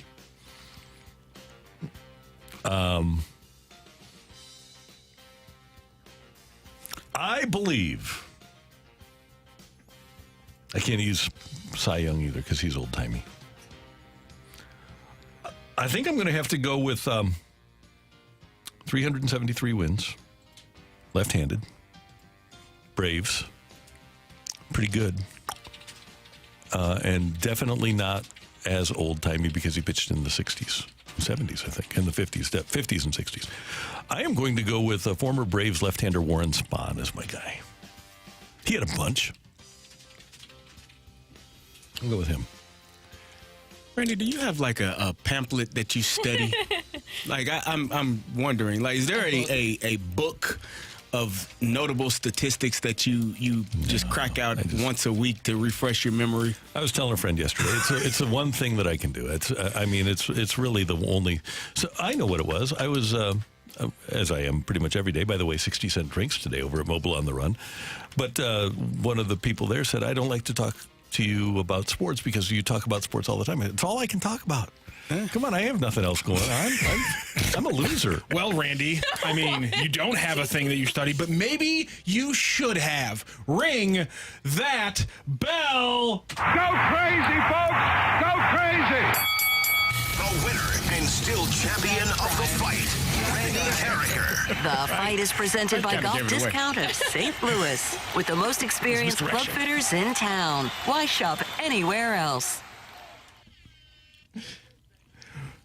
Oh, no! He's got the kids in the car. Kids are in the car. I hit the wrong button. Kids are in the car. David, I'm sorry. Randy Carricker took... Oh. Randy Carricker took you down today. You heard Jack Buck. He got all 4 correct in today's fight. You know what? I blame the kids. There you go. Right in the car, nonetheless. But yes. Let's go through those answers. The record for the most pitcher wins in the 21st century is 24. It's Randy Johnson 2004 and Justin Verlander in 2011. In all of NFL history, there are only 3 running back aged 30 or older to lead the league in rushing. It's Marion Motley in 1950, then a 54-year break before Curtis Martin does it in 2004, and then Adrian Peterson would do it about a decade later. I really had no idea. I thought I'd just take a stab at it. Oh, Randy.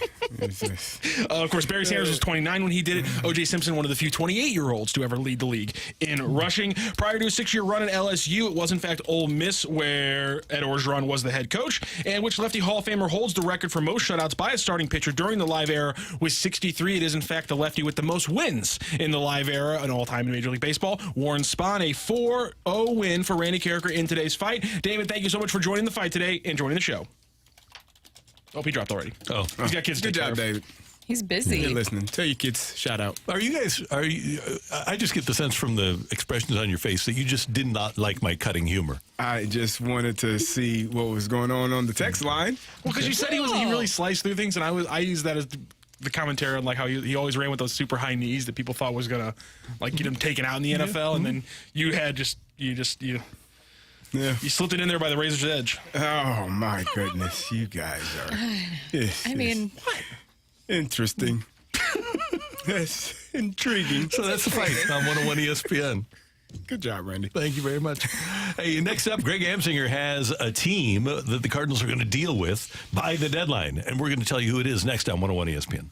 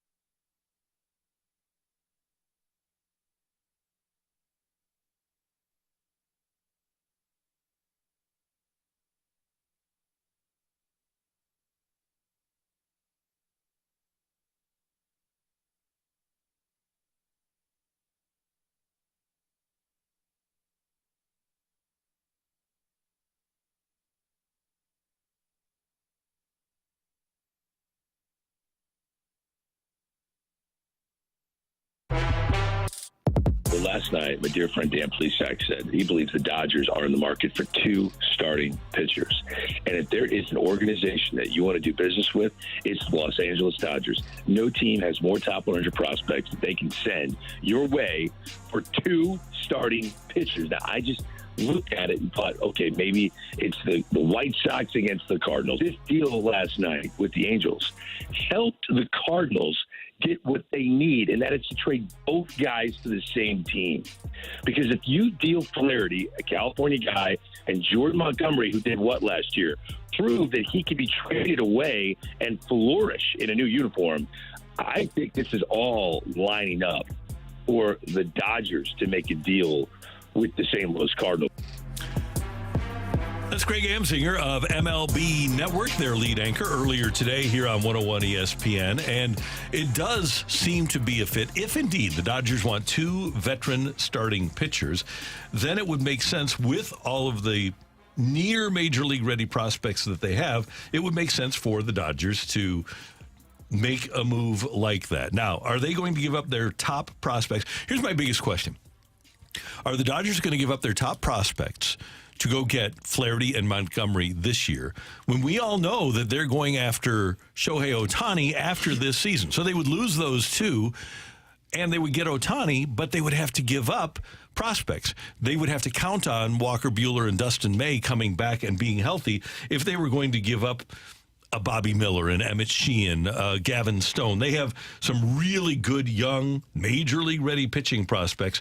But my question is, do they want to keep those guys around because they'll need them because Ohtani is going to be there and take up so much money? That's why I was a little surprised when he said both Jordan Montgomery and Jack Flaherty to the Dodgers. I think for Jack Flaherty, obviously that's somewhere he would love to go, but there also have been a lot of reports of Jack Flaherty being tied to the Yankees in a possible package with Dylan Carlson. Also, the Yankees are in need of a catcher right now. So the Cardinals maybe have one. Oh, they have several. They got no, he's a DH, Randy. Oh, but for the Yankees. Oh, okay. Okay. Maybe. There's Maybe no way that they would deal Willson Contreras to the Yankees. Right? You think the Yankees would take that on? The Yankees paid Jacoby Ellsbury about $30 million a year to not play for them for 4 years. Yankees, if there's a team that could afford it, first of all, they would use him down the stretch. Second of all, and I'm not suggesting that this is going to happen, but I'm just saying that if there's a team that could take it on and maybe even enhance Willson Contreras' abilities, it might be the Yankees. They could certainly afford it. They need it because their catcher, Trevino, is out for the year. Yes. They need a catcher. So they need a big league catcher. Now, right now they're on the outside looking in of the playoffs. But I would think that if the Yankees were going for it this year, that might be something that they would be intrigued by. Now, that might also reduce what you get back from the Yankees if they have to take on the Willson Contreras contract. Yes, and it just depends on where you stand with them. But going back to Jack Flaherty, figuring out the good fit for him, I could see the Dodgers with them working out, but that does concern me. How full in are they with Shohei Ohtani? Where are they even considering a trade like this, even though it could be just a rental? That's my... Yeah, because you have to get something good in return for those 2. Here's my question. If you're the Dodgers and you are signing Jack Flaherty, or you're trading for Jack Flaherty and Jordan Montgomery, as Greg mentioned earlier, as a possibility, you're clearly going to lose some of those prospects. Those guys are not under contract for 2024. My question is, what are you getting in return if they are willing to give up these prospects for 2 guys that may or may not be on their roster in 2024? What does that tell you?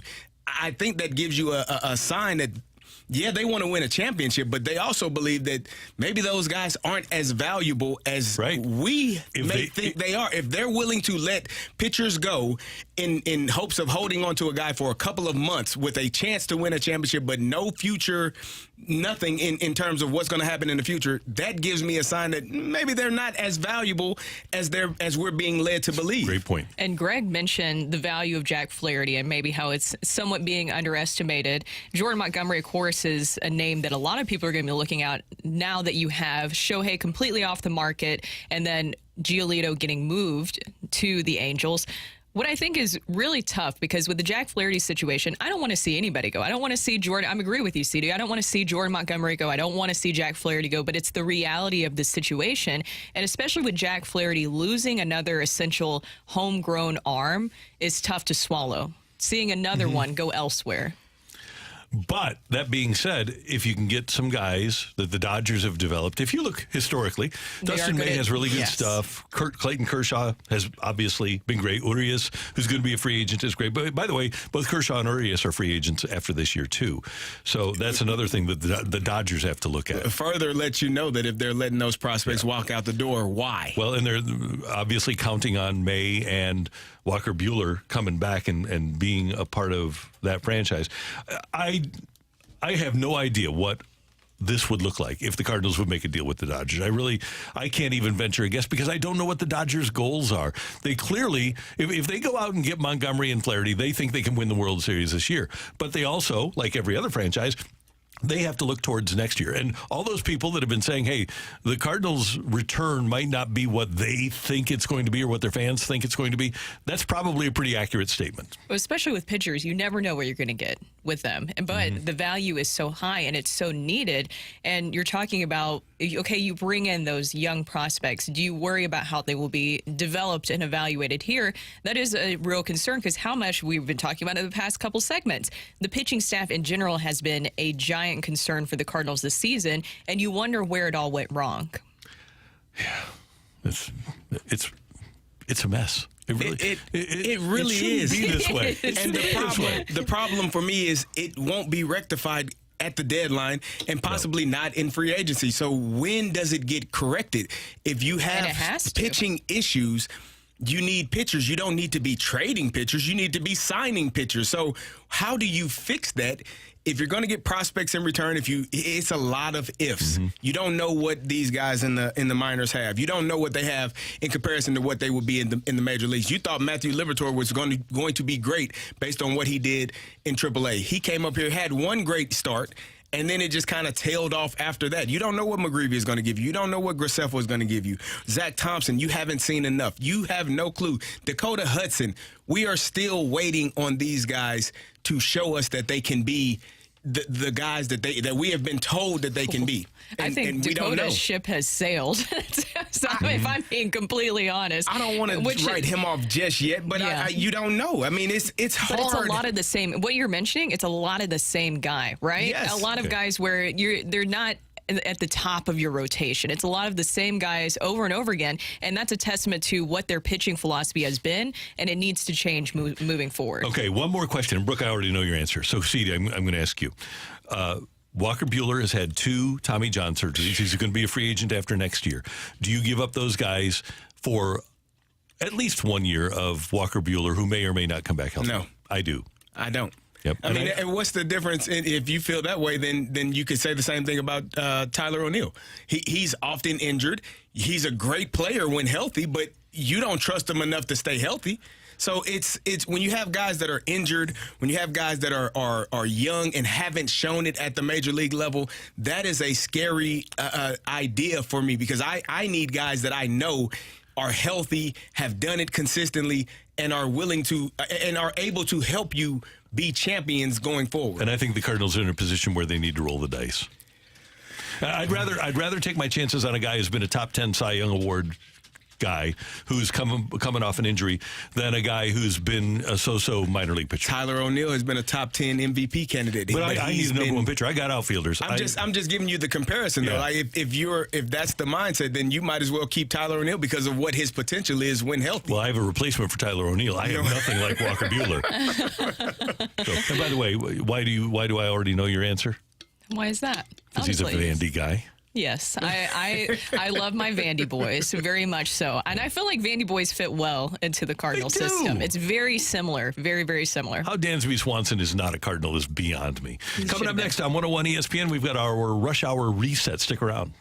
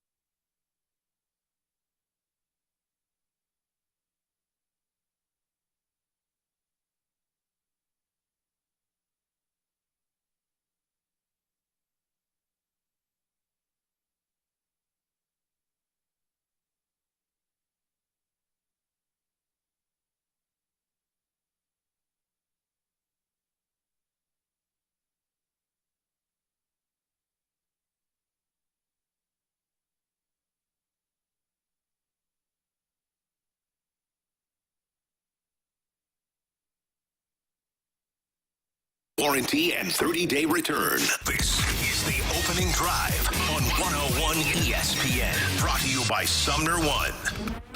It's time to recap the biggest sports stories of the day on the Opening Drive with a Rush Hour Reset. Brought to you by Clubhouse Turf, your exclusive partner of Celebrity Greens. We're redefining private golf.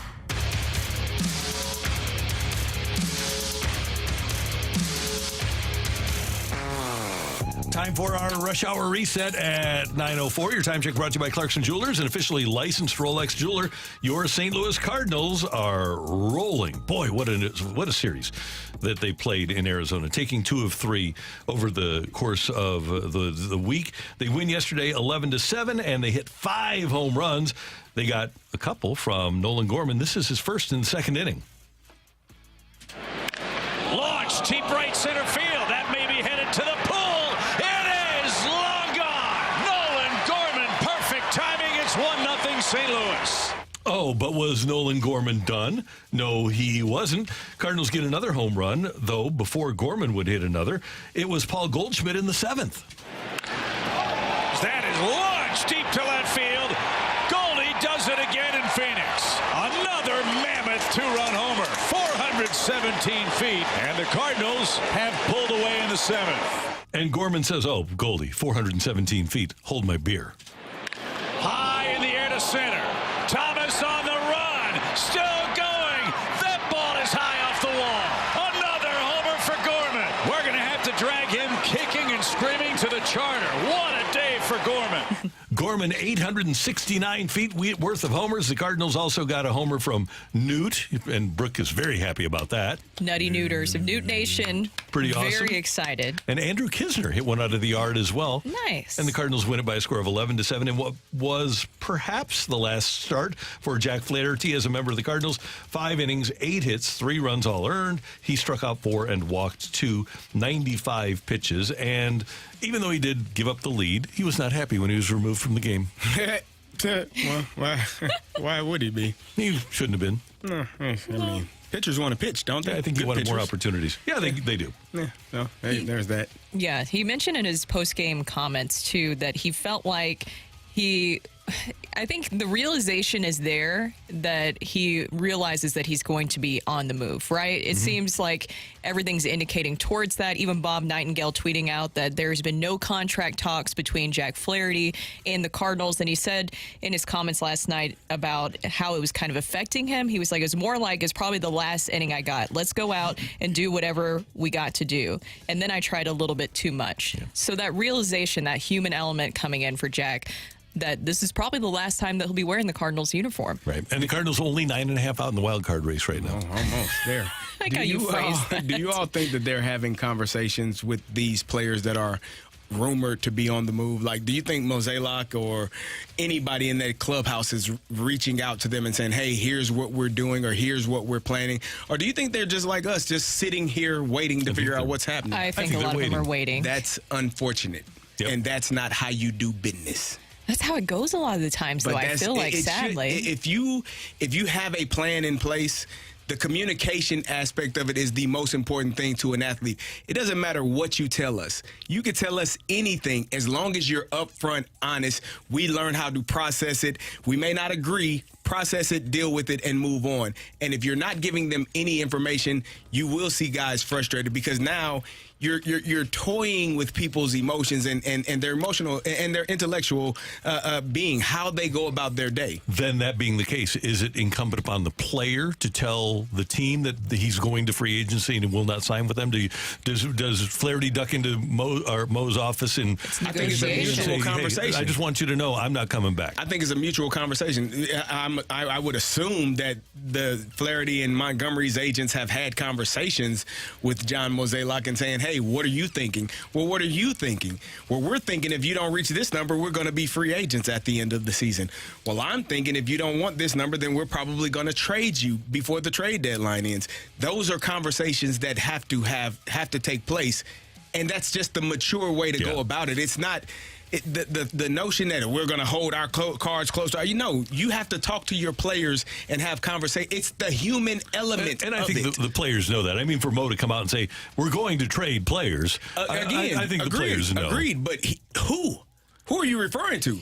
Well, there's good and bad with that, because I completely agree. The human element is a real thing. Jack mentioning, kind of revealing that last night about how it is affecting him and how it affected in that moment where he's taking in that realization, taking it in that this is probably the last time I'm going to be playing for this organization. At the same time, with negotiations, those things are tough, right? Like, they can't show all their cards at the same time. No. And I do get that, having some of that clarification, because in the past, during that Juan Soto trade talks, Mo, in that case, did go to some of those players and say, don't worry, you're not getting moved. Correct. Now, in that case, you're not revealing anything. But when it's definitely that somebody is about to be on the move, is about to be a free agent, that might be a different story. That is, well, let's give you a couple more things. Number one, the USA and the Netherlands. USA women's soccer last night plays to a 1-1 draw with the Netherlands on the pitch in New Zealand. Netherlands? Or Dutch? Dutch? Holland? There are only two things I can't stand in this world. People who are intolerant of other people's cultures and the Dutch. There you go. Cardinals in action tonight. They take on the Cubs in the opener of a 4-game series. Only time Cubs are in town this year. Opener of a 4-game series at the ballpark. And City, SC, is playing over at City Park against Club America, which is from Mexico. And that's a 9 o'clock start, and it's supposed to be like more than 90 degrees. 99 when the Cardinal game starts, more than 90 when the City game starts. Good Lord. It's going to be hot. That is hot. I've had multiple people be like, I'm confused. Why is a Mexican club called Club America? And it's like, come on now.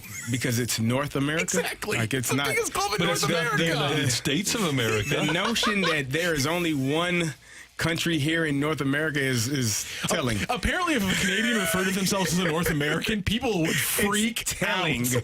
It tells you everything you need to know. Oh, man.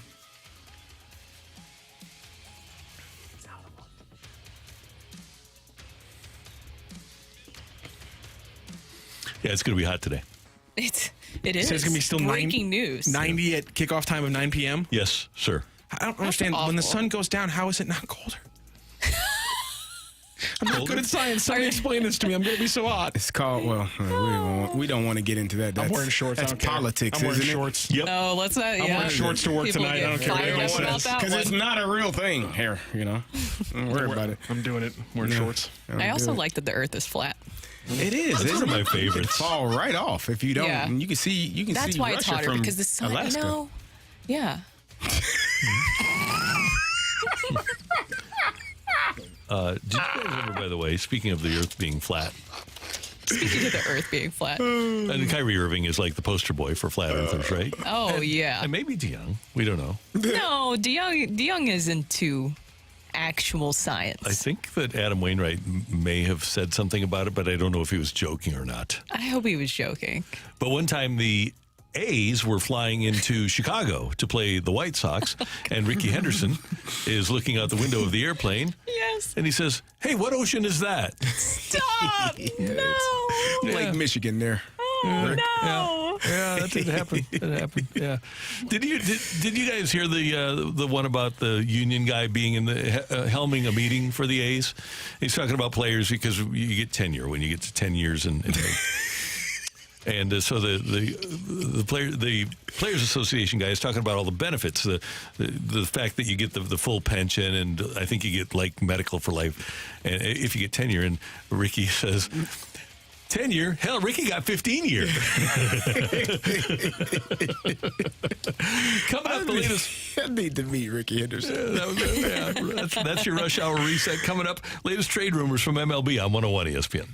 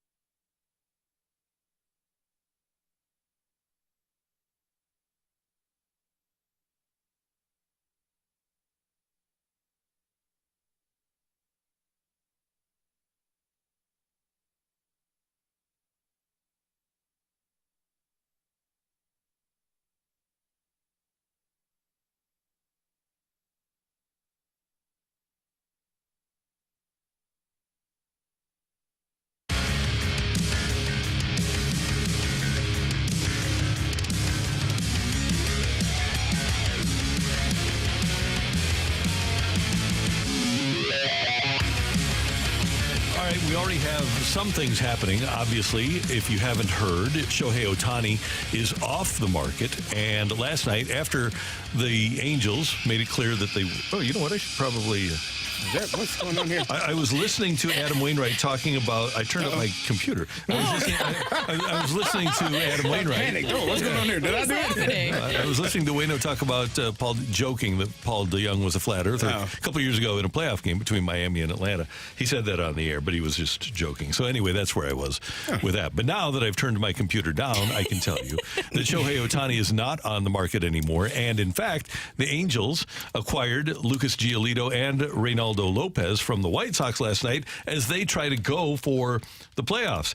That obviously takes two starting pitchers off the market, Ohtani and Giolito, and you would think would enhance the Cardinals' chances of being able to get somewhat of a better return for Jordan Montgomery and Jack Flaherty. And as of this morning, Bob Nightingale reporting that the Cardinals have not had any discussions for a contract extension with one Jack Flaherty, and it appears, Katie Wu reported, that Jordan Montgomery is gone. So it appears that both of those starting pitchers will be on the move by next Tuesday's August 1st trade deadline.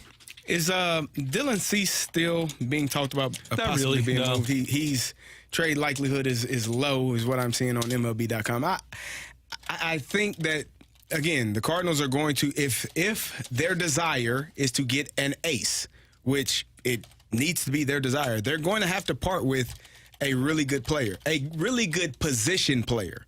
Not Jordan Montgomery, not Jack Flaherty. I don't see you trading two pitchers and getting an ace in return. That doesn't make sense. They're both pitchers.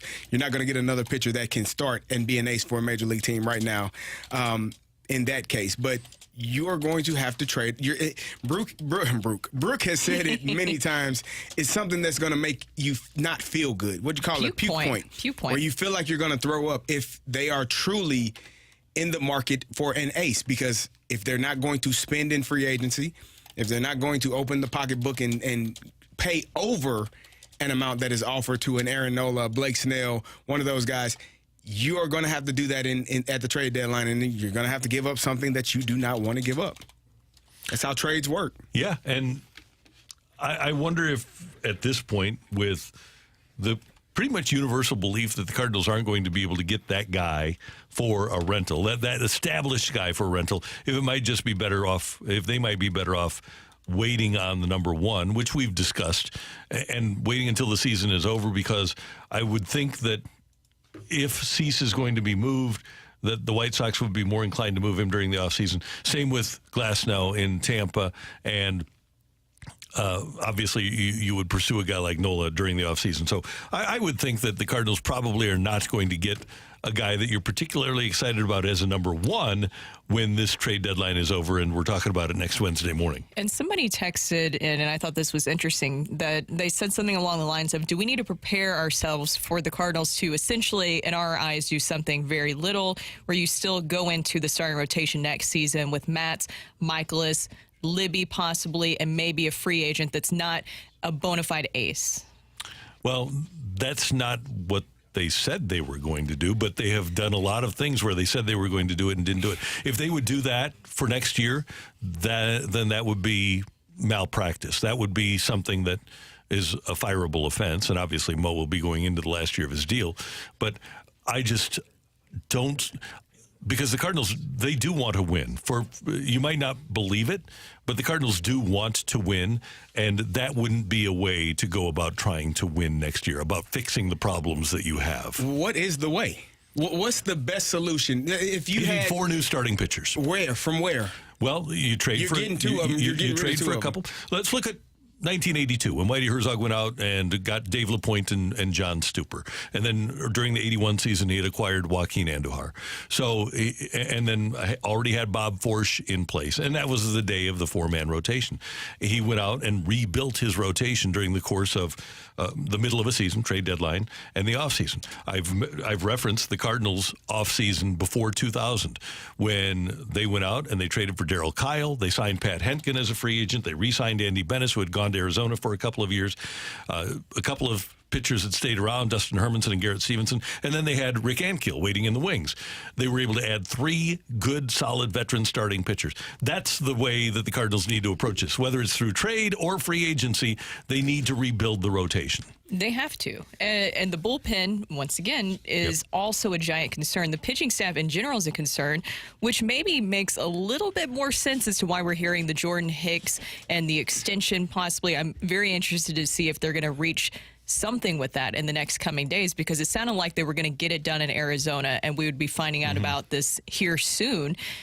It's just there's so many deficiencies when it comes to this pitching staff in general, where it makes you very uncomfortable about how they're going to be able to fix all these issues going into next season, because that really is a short amount of time to be able to fix this at the trade deadline and also during the offseason. Yeah, I'm the bullpen. I feel like Ryan Helsley comes back healthy. If your plan is to go out and find starting pitchers that have a history of starting pitching in this league, and then you use one of those younger guys, whether it's Graceffo, McGreevy, as a 5th starter, maybe it's Liberatore, whichever one of those guys can be the best of the bunch to be the 5th starter. Now you have a bullpen of younger guys who don't have to go in high leverage situations every single night and can kind of work their way into becoming starters. I feel like the best organizations usually, and this is from my years playing in Pittsburgh, you got guys that are in the wait, kind of waiting as the older guys are transitioning their way out, and you're developing those guys. You're working on your craft every single day, and then your opportunity presents itself, and then you become a starter. But to be thrusted into that right away, to have Graceffo, Zach Thompson, McGreevy, Liberatore as your potential 3, 4, and 5 starters, you're going to be in the same position you are in right now. And Mo has already admitted that they can't do that and expect to win next year. So we might not like the veterans that they get, but they're going to go out and get some veterans, whether it's through trade or free agency. So there's a couple of other things happening. Eduardo Rodriguez of the Tigers, who missed a portion of the season earlier, but was off to a tremendous start. He's one of the hot properties out there. Scouts have come to his games from the Rangers, Rays, Reds, Phillies, and D-backs. He has had postseason experience with the Red Sox, so he's a guy, Eduardo Rodriguez, that I think we can look about. And still no trade between the Rays and the White Sox regarding Lance Lynn. I don't know what the holdup there, because we thought that would happen yesterday, but he has told the White Sox that he would be willing to waive his no-trade clause to go to Tampa Bay. Huh? And they need starting pitching. And you might think, okay, if Lance Lynn is off the market, the only thing it does, like the trade last night of Giolito, that helps determine what the Cardinals will get back in return. The White Sox got 2 Double-A players back in return for Lopez and Giolito. And Giolito is a free agent after this year. A guy like Lance Lynn has a year of control left, but these other trades will give the Cardinals a better idea of what they can expect to get in return for Flaherty and Montgomery. If they don't already have those deals pretty far down the line, I would expect that they already have a pretty good idea of what 2 or 3 teams they're dealing with and what they can get back for those guys. It's interesting. We're getting some names thrown out on the YouTube chat, including 2 different users talking about them signing Yoshinobu Yamamoto from the Japanese league. And my thing is this: exciting, yes, but let's just rewind 3 or 4 years ago. Were you one of the people who was taking shots at the Cardinals for Miles Mikolas being their big starting pitcher addition when he was coming over from a different league? And people were saying, well, you don't know what he's going to be. You can never really gauge what a guy's going to be when he comes from a different league.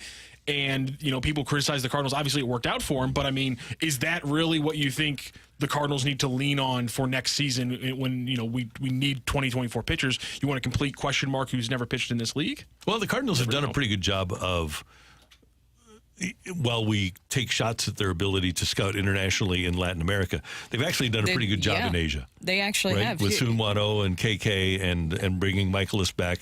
Yes. Obviously, Verhagen wasn't the best, but they've done a pretty good job of going over there and finding players. So if they're willing to spend the money to bring a pitcher over here, I have reasonable confidence that pitcher can be a middle-of-the-rotation guy. I keep seeing Yamamoto as a name being brought up, but not attached to the Cardinals, and that doesn't mean that that's something that is not going to work out. I've seen the Red Sox be attached to his name.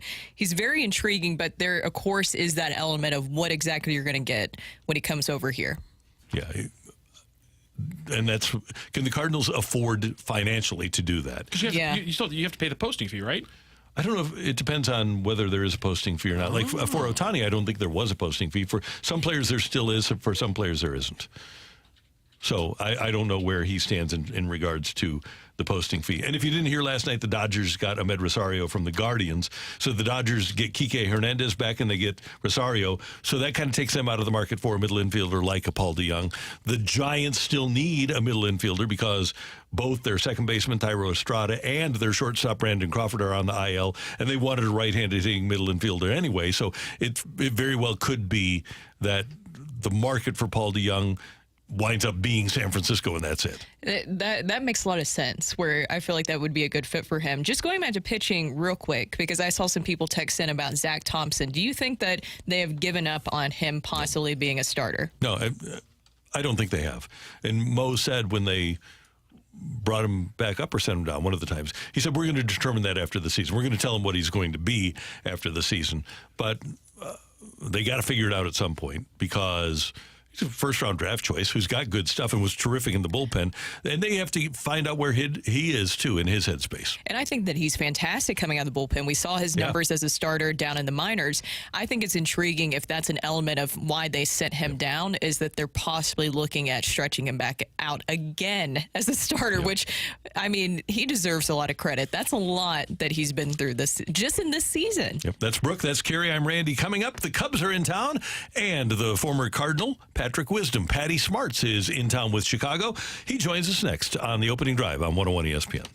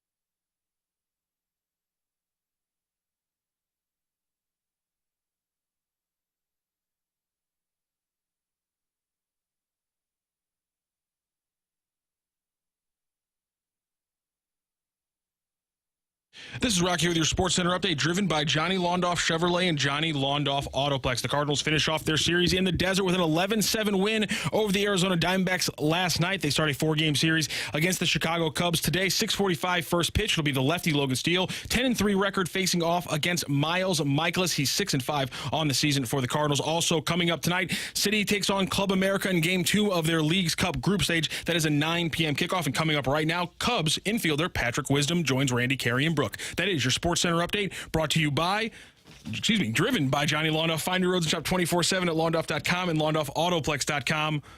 Are you kidding me?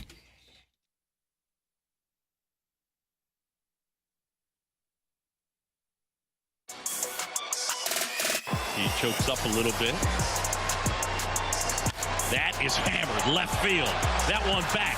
That one is gone. Wisdom has gone yard again. Back in the 2012 MLB draft, the Cardinals used a first-round draft choice on Patrick Wisdom. He made his debut with the Cardinals back in 2018, and for the last 3 years, he's been sensational for the Cubs. Hit 28 homers in 2021, 25 homers last year. He's got 17 already this year, and Patrick in town with the Cubs, and joins us now on 101 ESPN with Brooke Grimsley and Kerry Davis. Patrick, this is Randy Carricker. Thanks for taking some time with us. How you doing? Good. How are you guys? We're doing great, and I've always kept an eye on you. I always thought it was interesting that the Cardinals took those 3 third basemen in that first round in 2012. It was yourself, Carson Kelly, and Stephen Piscotty, and your last 3 years have been terrific, and it took some time to develop. What's happened over the course of the last 3 years? Is it just a matter of opportunity or something else? Yeah.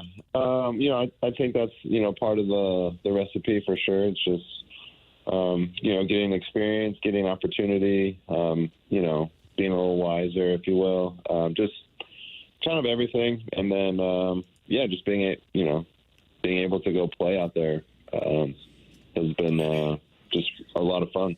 Now, Patrick, obviously drafted by the Cardinals, played here briefly, but been in Chicago for the last few years. What have you learned about this Cubs-Cardinals rivalry?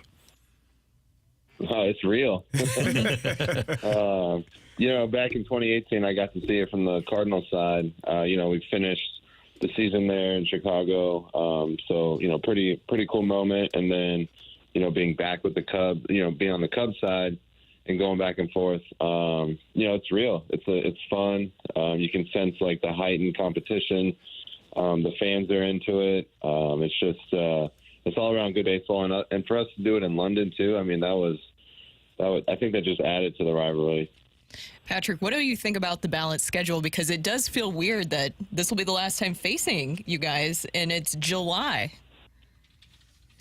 Yeah, that is a bit strange, to be honest. But I do like playing everybody. I mean, there's 30 teams. I think, we should be able to play everybody.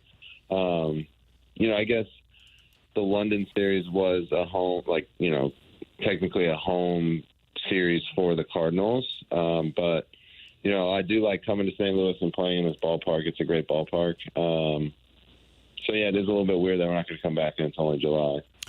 Patrick Wisdom with us on 101 ESPN. And Patrick, I thought it was interesting. I mentioned the 2 third basemen that you were drafted with. Carson Kelly becomes a really good defensive catcher, and then Piscotty was a really good outfielder. And you've moved around left, right, first, third. How do you like that? How do you like being a guy that moves around position-wise? I love it. It kind of keeps you on your toes, per se, and, it gives you like a fresh perspective of the game, fresh vantage point, and, I honestly just take pride in being ready and being available to play anywhere, and so, when they plug me in somewhere different other than third base, I take it as fun and enjoyable, and, I see it as, competition to not only with myself to play that position, but against the other guys. And I think it's just a lot of fun. Keeps the game fresh. Patrick, we as athletes are creatures of habit. So how long did it take you to get adjusted to the new rules, both in the field and at the plate? Oh, yeah, the new rules, yeah. I think spring training was a nice runway for us to get used to it, to practice it, to find, what works for us, the routines, and the timing of everything, and just so that we didn't feel rushed in the season. I mean, other times we feel rushed, yeah, for sure. But I mean, we're seeing, the games are moving right along, and, it's kind of weeding out all that down lull time, if you will. Patrick, speaking of just changes and things happening like that, we're talking earlier about what it's like for a player going through the experience of the trade deadline or being traded. Having gone through that before, what do you recall most about that moment? Because I think a lot of people forget about the human element of it. Yeah, so I got traded in the off season, so I didn't get a real chance to say bye to, or even thank yous, to the people that helped me along the way in the Cardinals organization. And so it's kind of weird, it's like you just all of a sudden you're going to like a new school without even saying bye to your friends. And I mean, granted, you'll see them, you see, everybody around because baseball is like that, but still you're just like, you didn't get that chance to say thank you or to say, hey, we'll see you later. So it is a little bit strange. And, you're walking into the new organization and you may know a few guys just from playing against them. And so you're starting to create new relationships, but it's a little bit weird. Yeah.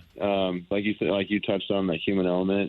It's real. I can only imagine doing it during the season where you've kind of set roots with the team and you're comfortable and you kind of know everything. And then all of a sudden you're talked about being traded and you probably could be traded. And so it's got to be such a whirlwind when you do it mid-season. I'm sure there was a lot of people along the way, but who in the Cardinals organization is somebody that you're talking about that you wish you could say thank you or wish you could have before you left? Yeah, good question. Some people that come to mind were like Dan Bilardello, who was one of my minor league managers for a while, at different levels. I see Stubby Klopp, when we play him and get to chat with him. He was, influential. And guys like Tony Ferrara in the front office and,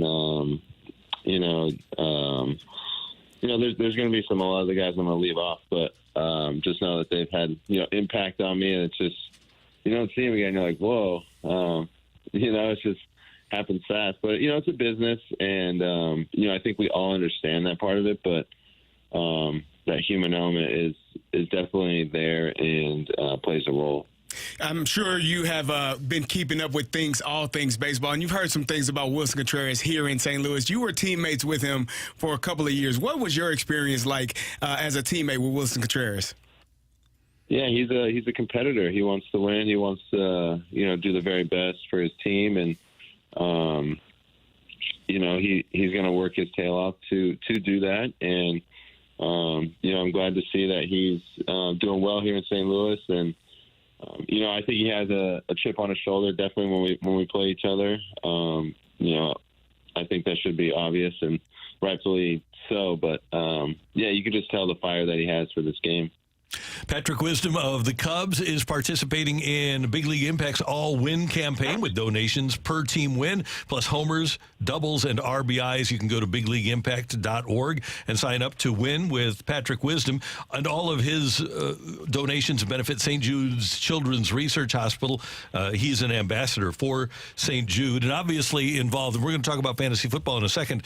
But you know Big League Impact. You know Adam Wainwright. Can you tell us about the first time you met Adam Wainwright?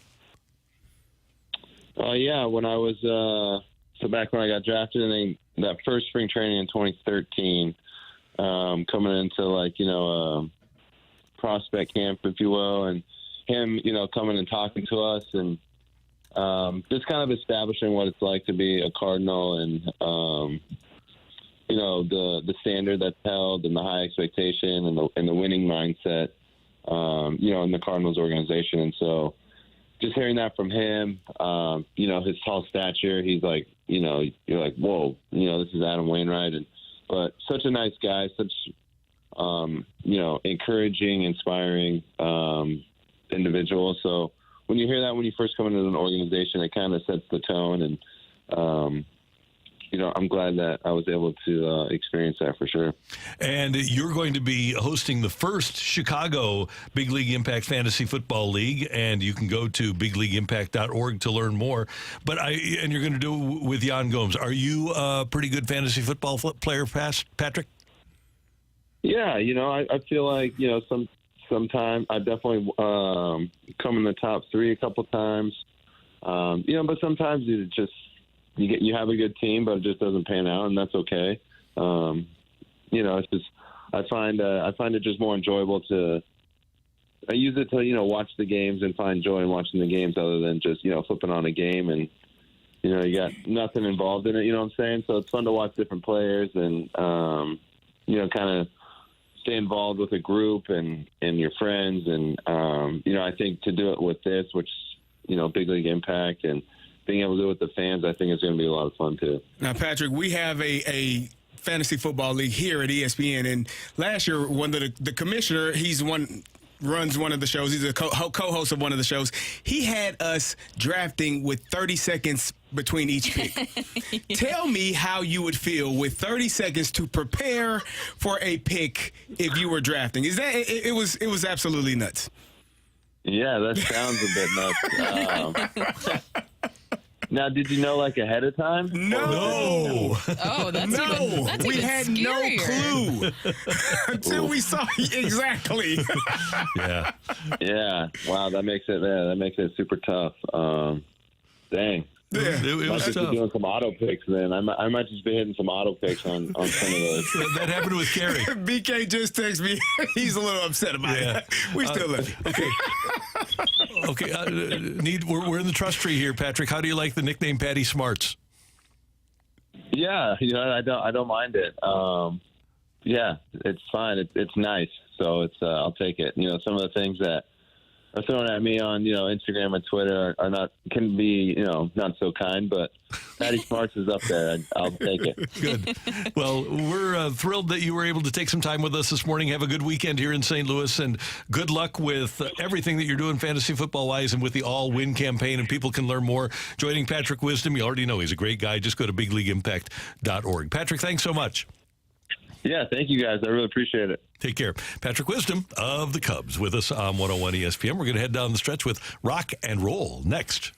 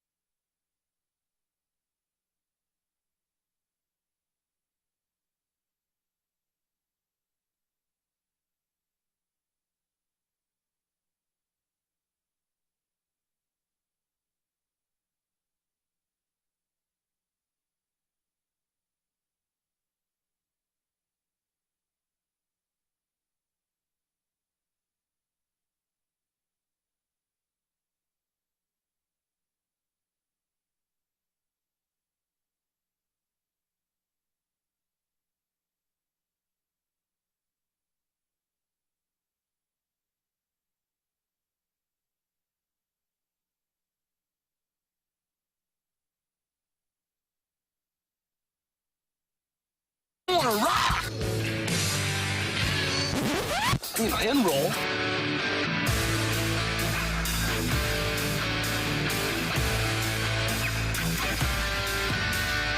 Let's rock. Let's rock today. It is time for Rock and Roll here on 101 ESPN. Matthew, what do you got for us? 101 ESPN breaking news alert. Rams COO Kevin Demoff just might be a liar, Randy Carricker. No. Yes, breaking news right here out of 101 ESPN. He might not be the most truthful person in the NFL. I know this may shock you all, but... No. Speaking to reporters at training camp on Wednesday, Matthew Stafford said that the Rams spoke with his camp this offseason about potentially restructuring his deal. This, of course, is in contrast to Kevin Demoff saying on the 11 Personnel podcast that there were, quote-unquote, no discussions with Matthew about restructuring his contract because he didn't have any guaranteed money left on the deal. Stafford also said, I don't know what the technical term of it is, but we had conversations on that kind of stuff, and I'll leave it at that. Randy, I am, for one, shocked that gambling's going on in this establishment. I think as our buddy Charlie Marlowe established several years ago. Best. I'll just ask a question. If you get paid for something, does that make you a professional in that regard? Yes. Okay.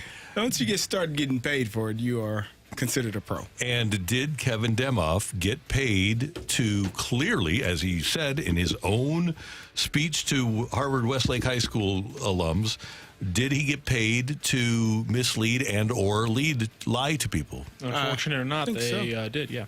So I would suggest that if he got paid for it and he did it, that would make him a professional liar. That means you're pretty good at it? Very good at it.